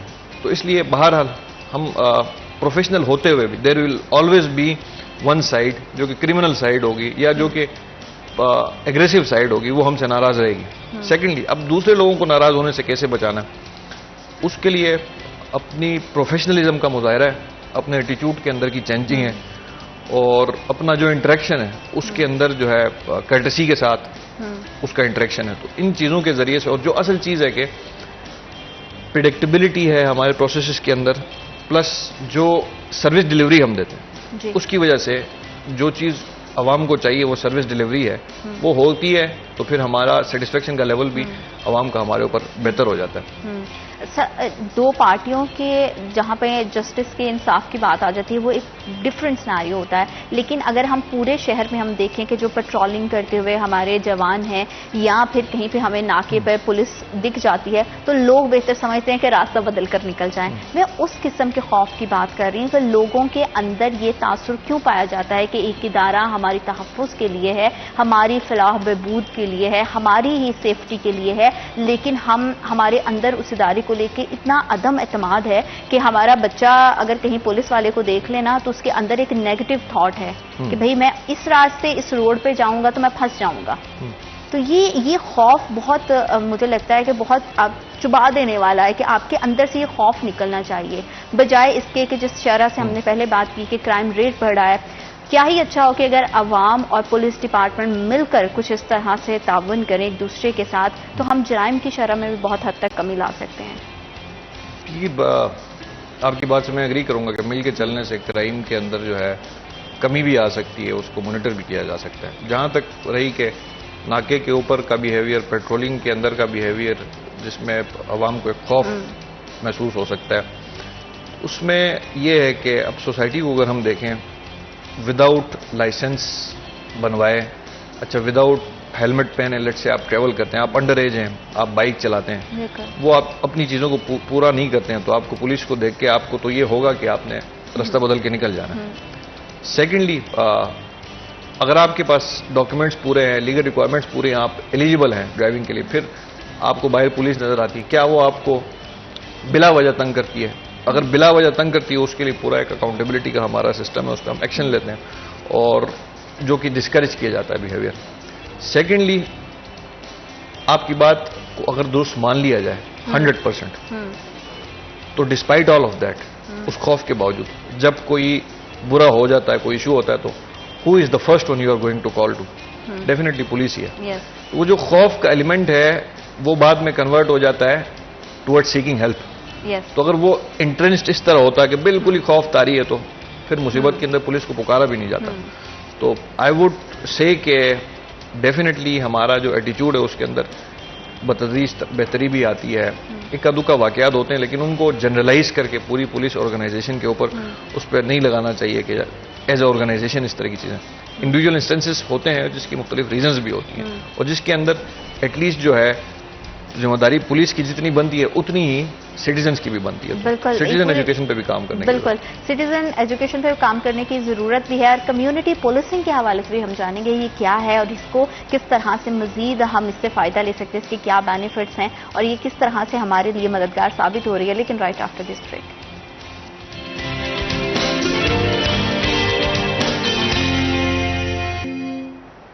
Welcome back after short break. آپ دیکھ رہے ہیں سٹی ایٹ 10, اور ہم بات کر رہے ہیں کہ کس طرح سے پولیس ڈپارٹمنٹ سرو کرتا ہے پبلک کے لیے, اور اس میں پبلک کی کتنی ایکولی رسپانسبلٹی ہوتی ہے. ہمارے ہاں کہیں پہ بھی ہم جرم دیکھتے ہیں تو آنکھ بچا کر یا سائڈ سے اس کو نظر انداز کر کے نکل جاتے ہیں, بر وقت اس کی اطلاع پولیس کو نہ دینا اور ہمارا رپورٹ نہ کرنے سے. ہر کسی کو اپنی ایکول ذمہ داری کو سمجھنا چاہیے, اور اس کو دیکھتے ہوئے اگر کہیں پہ کوئی جرم ہو رہا ہے اس کی روک تھام کے لیے اگر آپ خود کچھ نہیں کر سکتے تو ایٹ لیسٹ آپ پولیس کو بر وقت اطلاع کر سکتے ہیں. اور اگر بر وقت اطلاع نہیں دی جاتی تو سر اس کا کیا پھر نقصان ہوتا ہے, اور کیا اس طرح کے کیسز آپ نے دیکھے ہیں کہ کہیں کوئی کرائم سپاٹ ہوا ہے اور لوگوں نے اس پہ آواز نہیں اٹھائی ہے, یا لوگوں کی خاموشی کی وجہ سے نقصان اٹھانا پڑا؟ کچھ ریئر اس طرح کے انسٹنسز ہوتے ہیں جہاں پہ لوگ یا کتراتے ہیں یا اس کو کیجولی لیتے ہیں, یا اس کے بارے میں کہتے ہیں یار ٹائم لگ جانا ہے. سب سے پہلے مثال لیتے ہیں کہ آپ کے محلے کے ارد گرد پتنگ بازی ہو رہی ہے, آپ نے دیکھا ہے پتنگ اڑ رہی ہے, اب آپ رک کے پہلے دیکھیں, آئیڈینٹیفائی کریں کہاں سے اڑ رہی ہے, پھر آپ پولیس کو فون کریں. یہ ایک سینیری ہو سکتا ہے. اگر آپ نہ کریں, وہی پتنگ آپ کے گلے میں پھر جائے جا کے اس کی ڈور, یا ادروائز کسی اور کو وہ نقصان دے سکتی ہے. تو میجرلی لوگ کرتے بھی ہیں, لیکن کچھ لوگ اس کے اندر نہیں بھی کرتے ہیں, جن کی وجہ سے مسئلے بھی ہو جاتے ہیں. سیکنڈلی بچوں کی گمشدگی کے معاملات ہوتے ہیں جہاں پہ آپ کو انسپروائزڈ کوئی بچہ نظر آتا ہے جو مائنر ہے, تو آپ کو فوری طور پہ آپ کو کال کرنی چاہیے, یا اس سے ایٹ لیسٹ تھوڑے ویئر اباؤٹس پوچھنے چاہیے, یا وہ کسی سسپیشیس بندے کے ساتھ جا رہا ہے. اب اس میں ایک اسپیکٹ یہ بھی آئے گا کہ جناب وہ ایک مورل پولیسنگ شروع ہو گئی, ویجیلنٹزم شروع ہو گیا کہ ہر بندہ رک کے دوسرے کو پوچھ رہا ہے, تو تھوڑا بہت اس کو دیکھتے ہوئے پولیس کو اطلاع لازمی دینی چاہیے. تیسری چیز, جہاں پہ کوئی ادروائز سسپیشیس سیکیورٹی کے حوالے سے کوئی ایکٹیویٹی ہو رہی ہو تو اس میں ڈیفینیٹلی کال کرنی چاہیے. اب اس تمام سینیریو کے اندر فیک کالز کا, فکٹیشیس کالز کا بھی رسک موجود ہے. بالکل. لیکن کیونکہ پرپس براڈر ہے, پرپس جو ہے آپ کا وہ کانسیکوینس اس کا پوری سوسائٹی کے لیے بینیفیشل ہو سکتا ہے, اس لیے انکریجمنٹ اس حوالے سے ہونی چاہیے کہ آپ کوئی اس طرح کی چیز دیکھتے ہیں جس کی اطلاع پولیس کو ملنی چاہیے تو فوری دینی چاہیے. ادروائز یہ ہوتا ہے ہمارا رسپانس کا ٹائم بڑھ جاتا ہے, بالکل, اور اس کی وجہ سے کوئی چیز جس کو ہم روک سکتے ہیں ہمارے پاس ٹائم کم رہتا ہے, جس کی وجہ سے کوئی نقصان ہو سکتا ہے. بالکل ٹھیک ہے. اچھا, اس میں عوام کو ہم کس طرح سے ٹرین کر سکتے ہیں؟ جیسے کہ ابھی ہم نے جرائم کے حوالے سے بات کی, آپ نے اس کو ڈفرینٹ طرح سے ایگزامپل دے کے بھی بتایا ہے, تو کیا لوگوں کو اعتماد دوبارہ سے پولیس ڈپارٹمنٹ پہ بحال کرنے کے لیے ہمیں کیا کوئی ایسی ترغیب, کوئی ایسی ٹریننگ دینی چاہیے, کوئی اس طرح کے ٹریننگ سیشنز پبلک کے ساتھ رکھنے چاہیے ڈپارٹمنٹ کو, تاکہ ان کے اندر ایک کانفیڈنس بھی آئے, ان کے اندر ایک ٹرسٹ بھی پیدا ہو, اور ان کو پتہ چلے کہ ہماری پولیس ہمارے لیے 24/7 جو ہے وہ سرو کر رہی ہے, تو ہمیں بھی اس کو اسی طرح سے رسپانس بیک کرنا ہے, ہمیں بھی اسی طرح سے اس رسپانسبلٹی کو سمجھنا ہے. اور کہیں پہ کرائم اگر ہو رہا ہے تو اس کو روکنے کے لیے ہمارا کیا انفرادی طور پر کردار ہونا چاہیے, یہ پبلک کو پتہ ہونا چاہیے. تبھی پبلک کا اور ڈپارٹمنٹ کے درمیان کی میں سمجھتی ہوں جو ڈسٹنس ہے یہ ختم ہوگا. یہ کانفیڈنس بلڈنگ میجرز کی جو آپ بات کر رہی ہیں, اس میں بہت سی چیزیں ہم آلریڈی کر رہے ہیں. یوتھ انٹرنشپ پروگرامز ہیں، مساجد کی کھلی کچہریاں ہیں، آفیسز کی کھلی کچہریاں ہیں، مختلف ولیجز کے اندر کی کھلی کچہریاں ہیں. اپارٹ فرام دیٹ مطلب مختلف کمیٹیز بھی کام کرتی ہیں. تو اس کے اندر جو آپ کی یہ والی بات ہے کہ ان کی سینسٹائزیشن کے ساتھ ان کا ٹرسٹ بلڈنگ کا ایک وہ ہو کہ وہ رسپانس کریں. اس میں کچھ چیزیں یہ ہوتی ہیں کہ اس خوف کو ختم کر کے پولیس کے ساتھ انٹریکشن کر کے ہم کافی حد تک بینیفٹ بھی لے لیتے ہیں جناب. کمیونٹی ہمارے ساتھ جڑ جاتی ہے. مسئلہ وہاں پہ آتا ہے جب آپ کے سامنے کوئی کرائم ایسا سچ ہو گیا ہے اور آپ ایون وٹنس بننے کے لیے تیار نہیں ہوتے ہو. اس میں آپ کو ایگزامپلس بھی دے سکتا ہوں کہ کیونکہ over all system criminal justice کا اس طرح کا ہے کہ آپ کے سامنے کوئی اس طرح کا ایونٹ ہو جاتا ہے, you would hesitate to become a witness even if you are a witness, کیونکہ آپ کے بیک آف دا مائنڈ پہ یہ چیز ہے کہ جناب I have to go to the courts اور اس کی وجہ سے میرا ٹائم ضائع ہو گیا, otherwise I could initiate a process of animosity with another person. اب ان چیزوں کی وجہ سے جو اسٹرکچرل ایشوز ہیں ان کی وجہ سے بھی ایک رسپانس کے اندر ایشوز آ جاتے ہیں. کانفیڈینشیلٹی کے ایشوز, آپ کوئی کرائم کی بابت اطلاع دیتے ہیں اور اس کے اندر آپ کی آئیڈینٹی جو ہوتی ہے اگر وہ اس کے بارے میں وہ اپیئر ہو جائے تو اس سے آپ کی جان کو خطرہ بھی ہو سکتا ہے, ادروائز خطرہ بھی ہو سکتا ہے. لوگ یہ چیزیں پرسیو کرتے ہیں, لازمی نہیں ہے کہ یہ اس طرح ایگزسٹ کرتی ہوں, لیکن وہ پرسیو ایسے کرتے ہیں جس کی وجہ سے وہ جو جس طرح ہم چاہ رہے ہیں کہ ایک پبلک کا ہمیں ایک ان دا فارم آف انفارمیشن ہمیں فلو ہے وہ کسی حد تک رک بھی جاتا ہے. لیکن اس کا یہ مطلب نہیں ہے کہ ہمیں انفارمیشن نہیں ملتی, بہت سی انفارمیشن ہمیں ملتی. مثال کے طور پہ سوشل میڈیا پہ آپ کا ہمسایہ جو ہے وہ ویپن ڈسپلے کر رہا ہے, آپ اس کی تصویر پولیس کو بھجوا دیتے ہیں, بہت سے لوگ بھجواتے بھی ہیں, ہم اس طرح بہت ساری کاروائیاں کرتے ہیں. لائک وائز خواتین کے بہت سے مسئلے ہوتے ہیں, ہیراسمنٹ سے ریلیٹڈ بہت سے مسئلے ہوتے ہیں جس میں ان کو ان پرسن جو ہے یا تھانے نہیں آنا یا ادروائز اس طرح کے ایشوز ہیں تو وہ تھرو آن لائن میڈیم, ہمارا فیس بک کا پیج ہے, ادروائز ہماری آن لائن پریزنس ہے, وہاں پہ اچھا آپ ہیلپ لائن کے ذریعے کر سکتے ہیں. بہت سی ایسی چیزیں ہوتی ہیں جہاں پہ یہ آپشنس ایکسرسائز ہوتی بھی ہیں, جہاں پہ کانفیڈینشیلٹی کے ایشوز آتے ہیں. تو پوائنٹ اس میں یہ ہے کہ چیلنجز تو ہیں اور اس کو ہم بہتر کرتے ہیں انٹریکشن کے ذریعے, اپنے ایکسپیرینس کے ذریعے. اچھا, پولیس ہیلپ لائن کے ذریعے اگر کوئی کمپلینٹ آتی ہے, کیونکہ خواتین کو تھوڑا سا ہیزیٹیٹ بھی ہوتی ہے, ہراسمنٹ کے بہت زیادہ ایشوز ہوتے ہیں, تو ان کو اپنا تھوڑا سا یہ بھی ہوتا ہے کہ گھر والوں کو نہ پتہ چل جائے یا پھر سوسائٹی میں ہم کس طرح سے موو کریں گے, بہت سارے کویشچنز ان کے مائنڈ میں ہوتے ہیں. اگر آن لائن کوئی کمپلینٹ آتی ہے تو اس پہ کتنے ٹائم میں رسپانس ہوتا ہے اور پھر اس پورے کیس کو کس طرح سے پرسیو کیا جاتا ہے؟ کیا پھر اس پرسن کا تھانے آنا, پولیس ڈپارٹمنٹ کے ساتھ اس کا مل کر اس کیس کو سالو کرنا اور پولیس کے سامنے اس کا پیش ہونا ضروری ہوتا ہے, یا اس سسپیکٹ کو, اس بندے کو کانفیڈینشیل رکھا جاتا ہے؟ کانفیڈینشیلٹی کو مینٹین کرنے کے بارے میں ہمیں سینسٹائزیشن بھی ہے, ہم کوشش بھی کرتے ہیں. جہاں پہ ضرورت نہیں ہے ادھر ان پرسن جو ہے انٹریکشن کی کو ایکسیپشن ہم کریٹ کر دیتے ہیں. سیکنڈلی, کمپلینٹ کوئی بھی آتی ہے تو اس کے ٹائم لائنز ہیں کہ وہ چاہے پی ایم پورٹل سے آتی ہے, سی ایم پورٹل سے آتی ہے, 1787 سے آتی ہے, تو اس کی جو سیٹ ٹائم لائنز ہیں کہ 24 آورس 48 آورس اس کے اندر ہم اس کو رسپانس کرتے ہیں. اب اس کے اندر جب کمپلیننٹ کی آئیڈینٹی لیٹ سے ایک پی ایم پورٹل کی اپلیکیشن کے اندر کسی نے اپنی آئیڈینٹی ہڈن کی ہوئی ہے تو اس میں ہمیں تھوڑے سے چیلنجز بھی آتے ہیں کہ یار جو کمپلیننٹ ہے اس نے انف ڈیٹیل بھی نہیں بتائی ہوئی, تو اس طرح کی اپلیکیشن کا کچھ ہو نہیں سکتا ہے کیونکہ ہمارے پاس انفارمیشن کی کمی ہوتی ہے. تو بعد اس کے اندر چیلنج بھی ہے, ہم تھوڑی سی کوشش کر کے کمپلیننٹ کو آئیڈینٹیفائی کر کے جو جس ریجن کے اندر, جس جگہ کے اندر یہ کمپلینٹ درج ہو رہی ہے ادھر کی انفارمیشن لے کے بھی ہم اس کو پروسیس کرتے ہیں. ان شارٹ بات یہ ہے کہ کمپلینٹ ہمارے پاس آ جاتی ہے تو اس پہ ڈیفینیٹلی ہم کوئی نہ کوئی ورک ضرور کرتے ہیں جس کے نتیجے میں مسئلہ ایڈریس ہونے کے قریب پہنچ جاتا ہے, اگر ایڈریس مکمل نہ بھی ہوتا ہے. تو اس میں آپشن اگر آپ کے پاس یہ ہو کہ کمپلینٹ نہیں کرنی ہے اور کمپلینٹ کرنی ہے تو کر لینا زیادہ بہتر ہے. ٹھیک ہے. اچھا, کچھ دن کے پہلے میں ایک اپنا ہی پروگرام کری تھی سائبر کرائم سے ریلیٹڈ, تو اس میں ایک چیز ہمارے پاس سائبر کرائم سے ریلیٹڈ ایکسپرٹس موجود تھے, تو میرا ان سے یہی سوال تھا کہ ہم اکثر اسی طرح سے آن لائن ہیلپ مانگتے ہیں, خواتین اسپیشلی آن لائن کمپلین کرتی ہیں, تو ایف آئی اے کے ہی ڈپارٹمنٹ کے اندر سے ان کی انفارمیشن جو ان سے مانگی جاتی ہے اکثر اوقات ہم نے دیکھا ہے کہ وہ لیک ہو جاتی ہیں. تو اس طرح کی سینسٹیو چیزوں کو لے کر ڈپارٹمنٹ کا رسپانسبل ہونا کتنا زیادہ امپورٹنٹ ہوتا ہے. جیسے کہ ابھی آپ نے مینشن کیا کہ اگر کانفیڈینشیل چیزیں رکھی گئی ہیں, ہمارے پاس انف انفارمیشن موجود نہیں ہے, لیکن اگر ایک بندہ یا ایک بندی آپ پہ ٹرسٹ کر کے آپ کو تمام کی تمام کانفیڈینشیل اپنی انفارمیشن دیتا ہے اور آپ کو وہ ایکسپیکٹ کر رہا ہے اس چیز کو کہ میرے معاملے کو حل کیا جائے گا, تو اس میں ڈپارٹمنٹ کے کاندھوں پر اور کتنی رسپانسبلٹی آ جاتی ہے. اور یہ جو لیکیج آف انفارمیشن ہے یا کانٹینٹ ہے کسی بھی طرح کا ہو سکتا ہے, وہ اس پہ اگر کوئی اس طرح کی چیز آتی ہے تو اس پہ ڈپارٹمنٹ کیسے ایکشن لیتا ہے؟ جو آپ پرٹیکولر السٹریشن بتا رہی ہیں وہ ایف آئی اے سے ہٹ کے بن گیا سائبر کرائم کا بھی. اس کے اندر جو آپ چیز بتا رہی ہیں کہ انفارمیشن کی لیکیج ہونا, اس پہ اگر وہ چیز رپورٹ ہوتی ہے تو فارمل اس پہ ڈپارٹمنٹل ایکشن ہوتا ہے, انکوائری ہوتی ہے.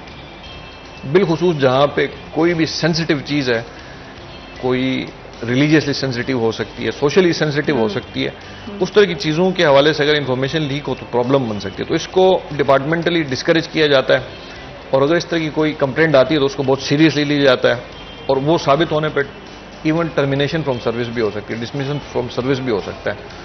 تو جس حوالے سے آپ بات کریں اس پہ ڈیفینیٹلی ایک کمپلینٹ بنتی ہے. متعلقہ ادارہ جو ہے وہ سائبر کرائم کا جو ادارہ ہے وہ ہے. بالکل ٹھیک ہے. اچھا, کمیونٹی پولیسنگ کے حوالے سے مجھے بتائیے گا کہ یہ ٹرم ہم سنتے ہیں کمیونٹی پولیسنگ, یہ ایکچولی کیا ہے, یہ کیسے مدد کر سکتی ہے؟ دیکھیں, community is the group of people who are living together, اور جن کا انٹریکشن آپس میں ہوتا ہے. اب اس کے اندر جینڈر وائز آپ جائیں, کلاس وائز جائیں, سیکٹ وائز جائیں, ٹرائب وائز جائیں, کاسٹ وائز جائیں, ڈفرینٹ سیگمنٹس آف سوسائٹی کو ایگزسٹ کر رہے ہیں. اب کمیونٹی پولیسنگ یہ ہے کہ ہم نے ان سب کے لیے اس کمیونٹی کا حصہ بنتے ہوئے, اپنے آپ کو حصہ سمجھتے ہوئے ان کے ساتھ انٹریکٹ کرنا ہے. اس کی مثال یہ ہوتی ہے کہ ہم لوگوں کے ساتھ انٹریکشن کرتے ہوئے ان سے فیڈ بیک بھی لے رہے ہوتے ہیں, اور ان کے فیڈ بیک کے تھرو ان کو سینسٹائز کرتے ہوئے مسئلوں کو حل کر رہے ہوتے ہیں. مثال کے طور پہ مسجد کے اندر کھلی کچہری ہوتی ہے جس کے اندر ٹریفک کے مسئلے سے لے کے باہر روڈ کے اوپر انکروچمنٹ کے مسئلوں سے لے کے بہت سے ایسے مسئلے ہوتے ہیں جو پولیس سے متعلقہ نہیں ہوتے, لیکن کیونکہ ہم اس کمیونٹی پولیسنگ کے ماڈل کے اندر لوگوں کے ساتھ انٹریکٹ کرتے ہیں تو ہم ان کو پراپرلی یہ گائیڈ کرتے ہیں کہ جناب آپ کا یہ والا مسئلہ اس والے ڈپارٹمنٹ میں اپلیکیشن دے کے اس لیول پہ جا کے حل ہونے والا ہے. تو community policing as a whole concept یہ ہے کہ police is part of the community and police has by the end of the day work for the community. اس میں کمیونٹی کا سینسٹائز ہونا بڑا ضروری ہے, اس کا ایجوکیٹڈ ہونا بڑا ضروری ہے, رسپانسبل ہونا بڑا ضروری ہے. ادروائز کمیونٹی اگر آپ کو انگیج کرے گی, اس طرح کی چیزوں میں آپ کی انرجی کو لگوائے گی جو by the end of the day individual نوعیت کے ہیں یا وہ ایک پارٹیزن شپ رکھتے ہیں, تو پھر اس کمیونٹی پولیسنگ کے ماڈل کے اندر ایفیشنسی نہیں آئے گی. بالکل ٹھیک ہے. ہم فیصل آباد شہر کے امن و امان کی صورتحال کے حوالے سے مزید بات کریں گے, فردر پلاننگ بھی جانیں گے کہ پولیس ڈپارٹمنٹ کی طرف سے کس طرح کی نئی اسٹریٹجیز کو لے کے آیا جائے گا تاکہ زیادہ لوگوں کو سیکیور بنایا جا سکے. لیکن رائٹ آفٹر دس بریک.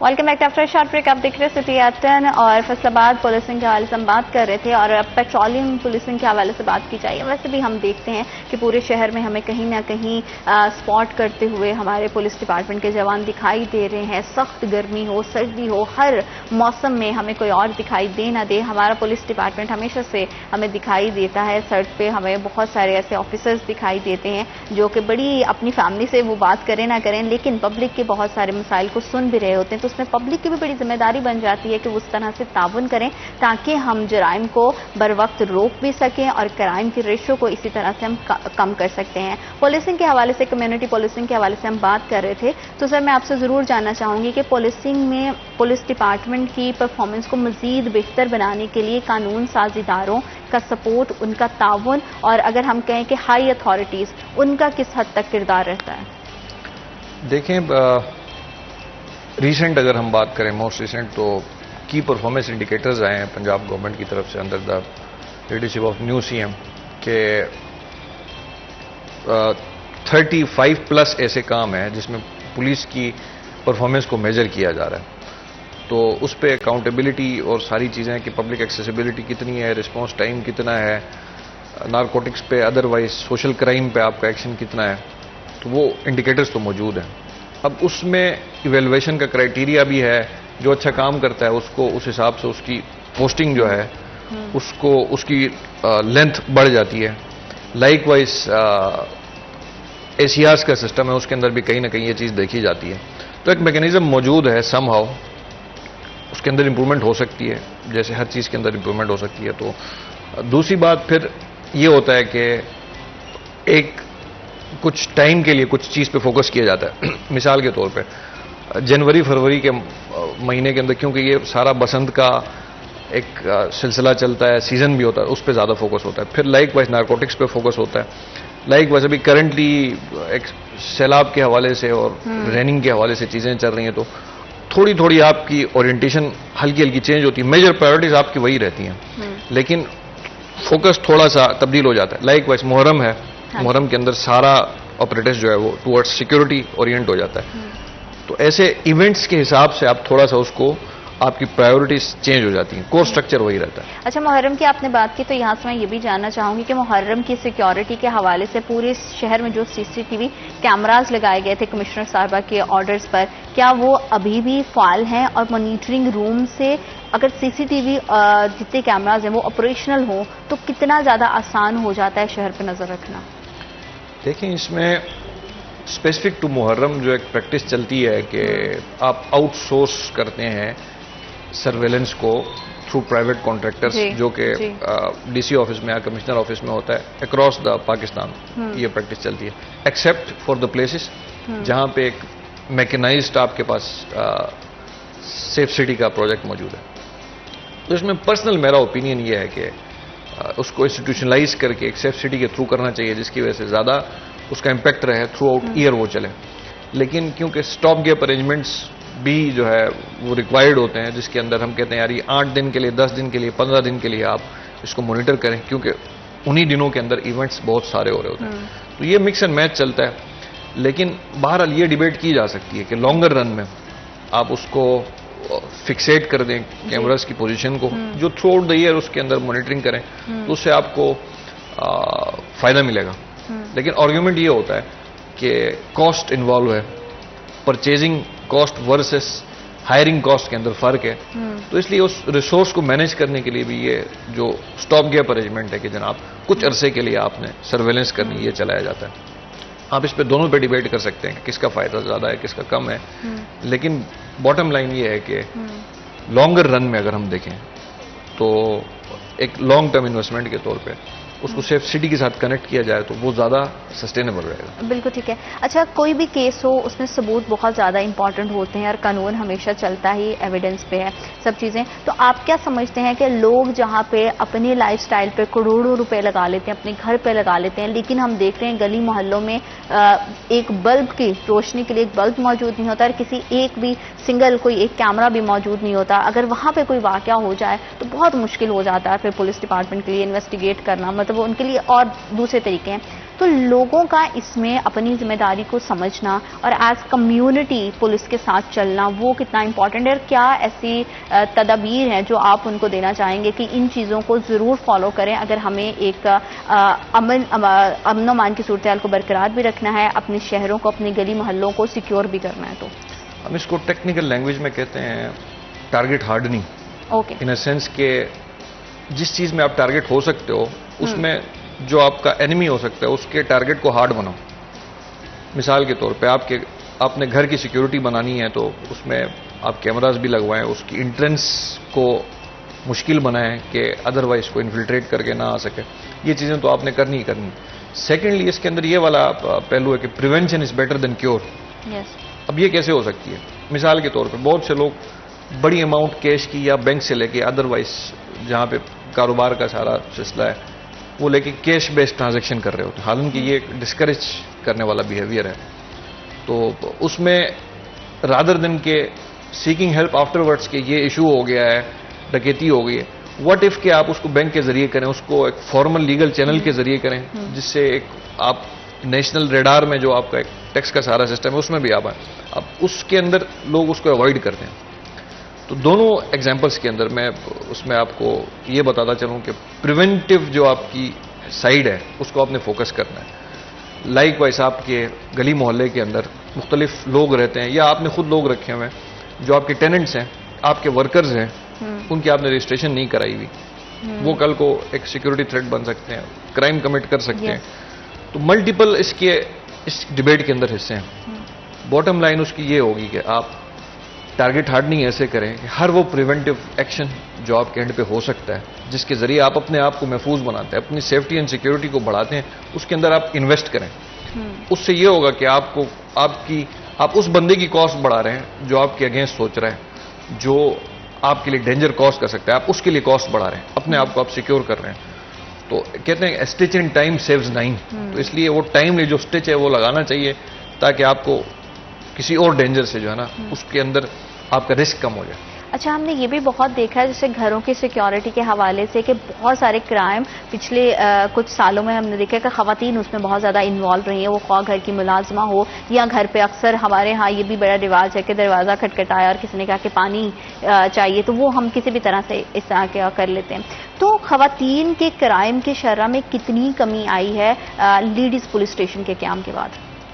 دیکھیں, ٹریڈیشنلی ایک پیٹریارکل سوسائٹی ہونے کی وجہ سے مرد کا کرائم کمٹ کرنا آپ کو اسٹیٹسٹکلی بھی زیادہ ملے گا. اب جو خواتین کا فیکٹر اس کے اندر آپ بتا رہی ہیں وہ اوور دا ایئرس بہرحال انکریز ہوا ہے.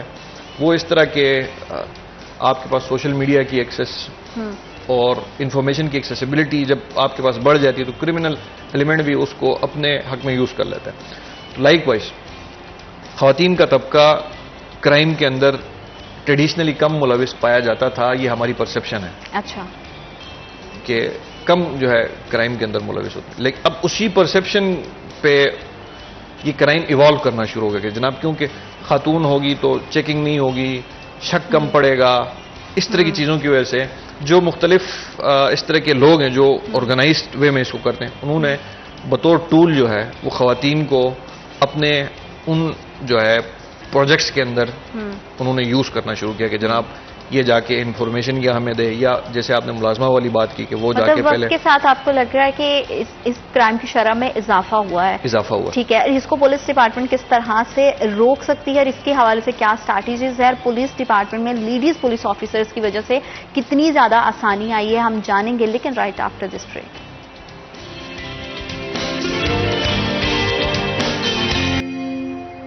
Welcome back after short break. اب دیکھ رہے سٹی ایٹ 10 بات کے سلسلے کو وہیں سے شروع کریں گے کہ جیسے میں نے بات کی کہ بہت سارے ایسے کرائم ہیں جس میں خواتین ملوث ہوتی ہیں, اور اب ماشاءاللہ سے جیسے ہم دیکھ رہے ہیں کہ فیصل آباد میں ہماری لیڈیز جتنی بھی ینگ لیڈیز ہیں بڑا ایکٹیولی کام کر رہی ہیں, لیکن کیا ان کو صرف خواتین کے مسائل تک, خواتین کے حد تک, یا جو خواتین سے ریلیٹڈ کیسز ہیں وہیں تک محدود کرنا از اٹ جسٹیفائڈ, اور اس کے حوالے سے کچھ اور بھی ان کو ٹارگٹس ہیں, ان کے سامنے کچھ اور بھی چیلنجز ہیں, اسی حوالے سے ہم جانیں گے. سر یہ تو آپ بہتر بتا سکتے ہیں کہ ہماری خواتین کیا صرف خواتین کے ہی کیسز کو دیکھیں گی, یا جس کیس میں خواتین کا کوئی پہلو ہے اسی کو جسٹ دیکھیں گی, یا ان کے حوالے سے آپ فیلڈ میں چیزوں کو اور براڈر ہوتا ہوا دیکھ رہے ہیں, یا ان کی ایکٹیویٹیز اور کن کن چیزوں میں انوالو ہیں؟ دونوں ایگزامپلس موجود ہیں. اسپیسیفک رول والی ایگزامپلس بھی ہیں اور جینرک ڈیوٹیز والی ایگزامپلس بھی ہیں. اسپیسیفک جو ہے بات کر لیں تو خدمت مرکز سے لے کے gender base unit, women police station, یہ چیزیں ہماری ساتھ ساتھ اسپیسیفک ٹو ویمن چل رہی ہیں. اس سے ہٹ کے وہ جو جینرک ڈیوٹیز والا ہے اس کے اندر پیٹرولنگ ہے, اسکواڈس بنانا ہے جو آؤٹ ڈور ایکٹیویٹیز کے اندر ہوتے ہیں, اینٹی ہریسمنٹ کمپینس کے اندر باقاعدہ وہ آن روڈ پہ جا کے کام کرتے ہیں. تو دونوں آپ کو ایگزامپلس ملیں گی. اب یہ بات کر دینا کہ کیا خواتین کا رول پولیس کے اندر ایک اسپیسیفک کام کے لیے ہے, تو بہرحال اس کو نگیٹ کیا جا سکتا ہے کہ once you are wearing a uniform you are a police officer, you are essentially suppose to perform every duty that the situation demands. اس کے اندر ریگارڈلیس آف دا جینڈر آپ نے چیزیں کرنی ہیں. اب اس کے لیے انیبلنگ انوائرمنٹ پرووائڈ کرنا وہ آرگنائزیشن کی سینئر کمانڈ کا through S O Ps for example کام ہوتا ہے, اور وہ پنجاب پولیس میں بڑے بہتر طریقے سے ہو رہا ہے.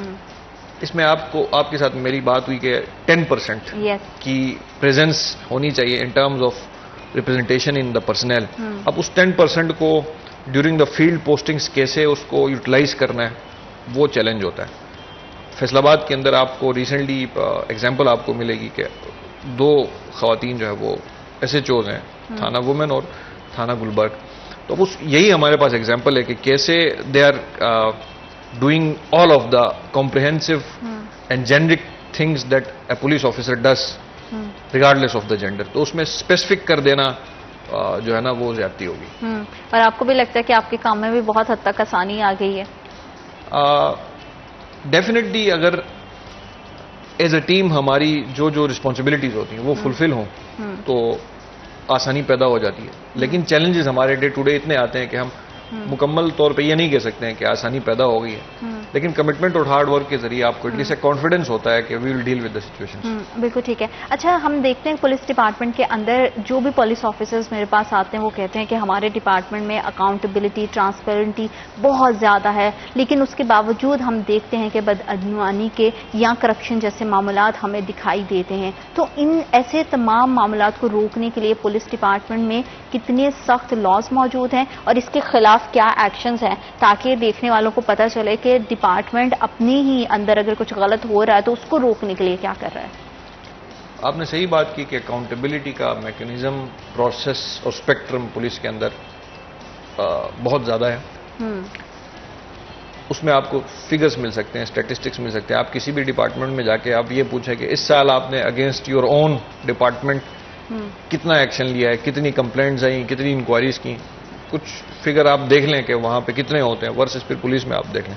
لیکن آپ کی جو دوسری بات ہے کہ ڈسپائٹ اکاؤنٹیبلٹی آپ کا یہ جو آپ کی کمپلینٹس ہوتی ہیں وہ زیادہ کیوں ہوتی ہیں. اب یہ سوچنے والی بات ہے کہ اکاؤنٹیبلٹی زیادہ ہونے کے باوجود ایسے کون سے عوامل ہو سکتے ہیں کہ سٹل جو ہے کمپلینٹ ایڈریس نہیں ہو رہی. اس میں اکاؤنٹیبلٹی کا میننگ فل ہونا ضروری ہے، یہ پہلی بات ہے. دوسری بات، اکاؤنٹیبلٹی ہونے کے بعد کا جو پروسیس ہے، مثال دے دیتا ہوں آپ کو میں. سینسیشن کریٹ ہو جاتی ہے تھرو میڈیا یا otherwise through people about certain issue, تو اس میں نی جرک یا پینک ریئیکشن ہوتا ہے. آپ اکاؤنٹیبلٹی کو دکھا رہے ہوتے ہیں. اس کے پھر بعد میں انکوائری اور ساری چیزوں کو آپ نے سچویشن ٹون ڈاؤن ہوتی ہے، پھر آپ نے فیکٹس کو کلیکٹ کر کے آپ نے انکوائری کرنی ہوتی ہے. تو پوائنٹ یہ ہے کہ کیا بڑا آپ کا مسئلہ جو کرپشن کا مسئلہ آپ بتا رہی ہیں وہ تھرو آؤٹ سوسائٹی پریویل کرتا ہے، اس کو ایڈریس کرنے کے لیے کیا کرنا چاہیے. تو اس میں پولیس کی حد تک کیپیسٹی بلڈنگ ہے، ٹریننگ ہے، سینسٹائزیشن ہے، ایگزمپلری بیہیویئر ہے.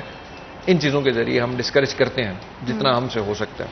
اب رہی بات کہ اوور آل ایک جو سوسائٹل ایشو ہے جس کا ریسیونگ اینڈ کرپشن کو انکریج سوسائٹی اگر خود کرنا چھوڑ دے، وہ اس کا پارٹ بننا چھوڑ دے، تو پھر کیا یہ مسئلہ کلی طور پہ حل ہو سکتا ہے؟ میرے خیال سے ہو سکتا ہے. جب تک ہم صرف ایک پہلو کو اس کے دیکھیں گے اور اس کا جو گیونگ اینڈ ہے، وہاں نہیں دیکھیں گے، انیبلنگ اینڈ ہے، اس کو ایڈریس نہیں کریں گے تو یہ مسئلہ مکمل طور پہ نہیں حل ہو. کیونکہ لیکن لوگ اپنی صرف ذاتیات کے حوالے سے دیکھتے ہیں نا کہ ہمیں انڈیویجولی کیا فائدہ پہنچ رہا ہے. اوکے، آپ نے سامنے والے کو آفر کر دیا اینڈ دین پھر آپ بلیم بھی ڈپارٹمنٹ کو کرتے ہیں. تو یہ دونوں سائڈ کا ہی معاملہ ہے، دونوں سائڈ سے اس کو روکنے کی ضرورت ہے. اچھا، جدید ٹیکنالوجیز کے حوالے سے مجھے بتائیں کہ ابھی پولیس ڈپارٹمنٹ میں ٹیکنالوجیز کس طرح کے استعمال ہو رہی ہیں، یا فردر آپ دیکھ رہے کہ آنے والے ٹائم میں ہم یہ چیزیں استعمال کریں گے، یہ ہمارے پاس ٹیکنالوجیز ہوں گی جس سے ہم انویسٹیگیشنز کو مزید آسان اور مؤثر بنا سکیں گے؟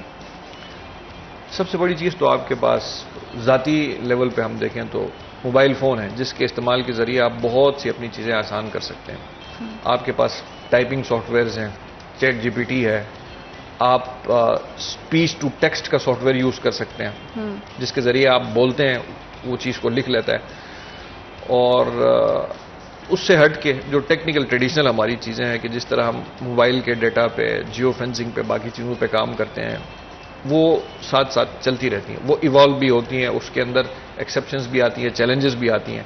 لیکن جو یوتھ، جو ریسنٹ جنریشن ہے جو پولیس کے اندر نئی لاٹ آئی ہے ینگسٹرز کی، جو کرنٹلی سب انسپیکٹر کے رینک پہ ہیں، جو زیادہ تر یونیورسٹیز کے گریجویٹس ہیں، ان کے لیے ریلیٹیولی آسانی ہے کہ ان چیزوں کو سمجھتے ہیں، اس کو پرسیو کرتے ہیں. لیکن صرف اس کی پرسیپشن کانسیکوینشل نہیں ہوتی. جو ڈپارٹمنٹ کے اندر ایک ہسٹوریکل، ایک انسٹیٹیوشنل میموری ہے، پرانے جو لوگ ہیں جو پرانی ٹریڈیشنل تفتیش کرتے ہیں، ان کا جب کمبینیشن ہوتا ہے ہمارے ٹیکنیکل سائڈ کے ساتھ تو وہ کمبینیشن بڑا بہترین رہتا ہے.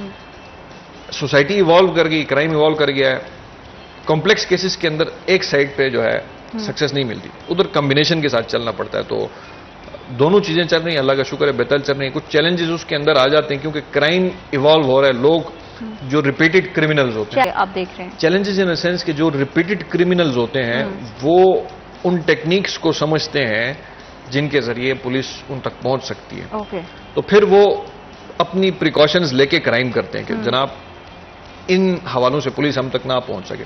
تو اچھا اب وہ والا رستہ ہمارا بند ہو جاتا ہے, بندہ موبائل استعمال نہیں کر رہا, سم استعمال نہیں کر رہا, تو پھر ہم ایونچولی کوئی نہ کوئی حل نکال لیتے ہیں کہ اس تک ہم پہنچ جاتے ہیں. ٹائم لگ جاتا ہے لیکن کہتے ہیں کہ قانون کے ہاتھ لمبے ہوتے ہیں. تو تھرو اپلیکیشن آف مائنڈ اور تھرو کنسسٹنٹ ورک ہم بندے تک پہنچ جاتے ہیں, ٹائم لگ جاتا ہے.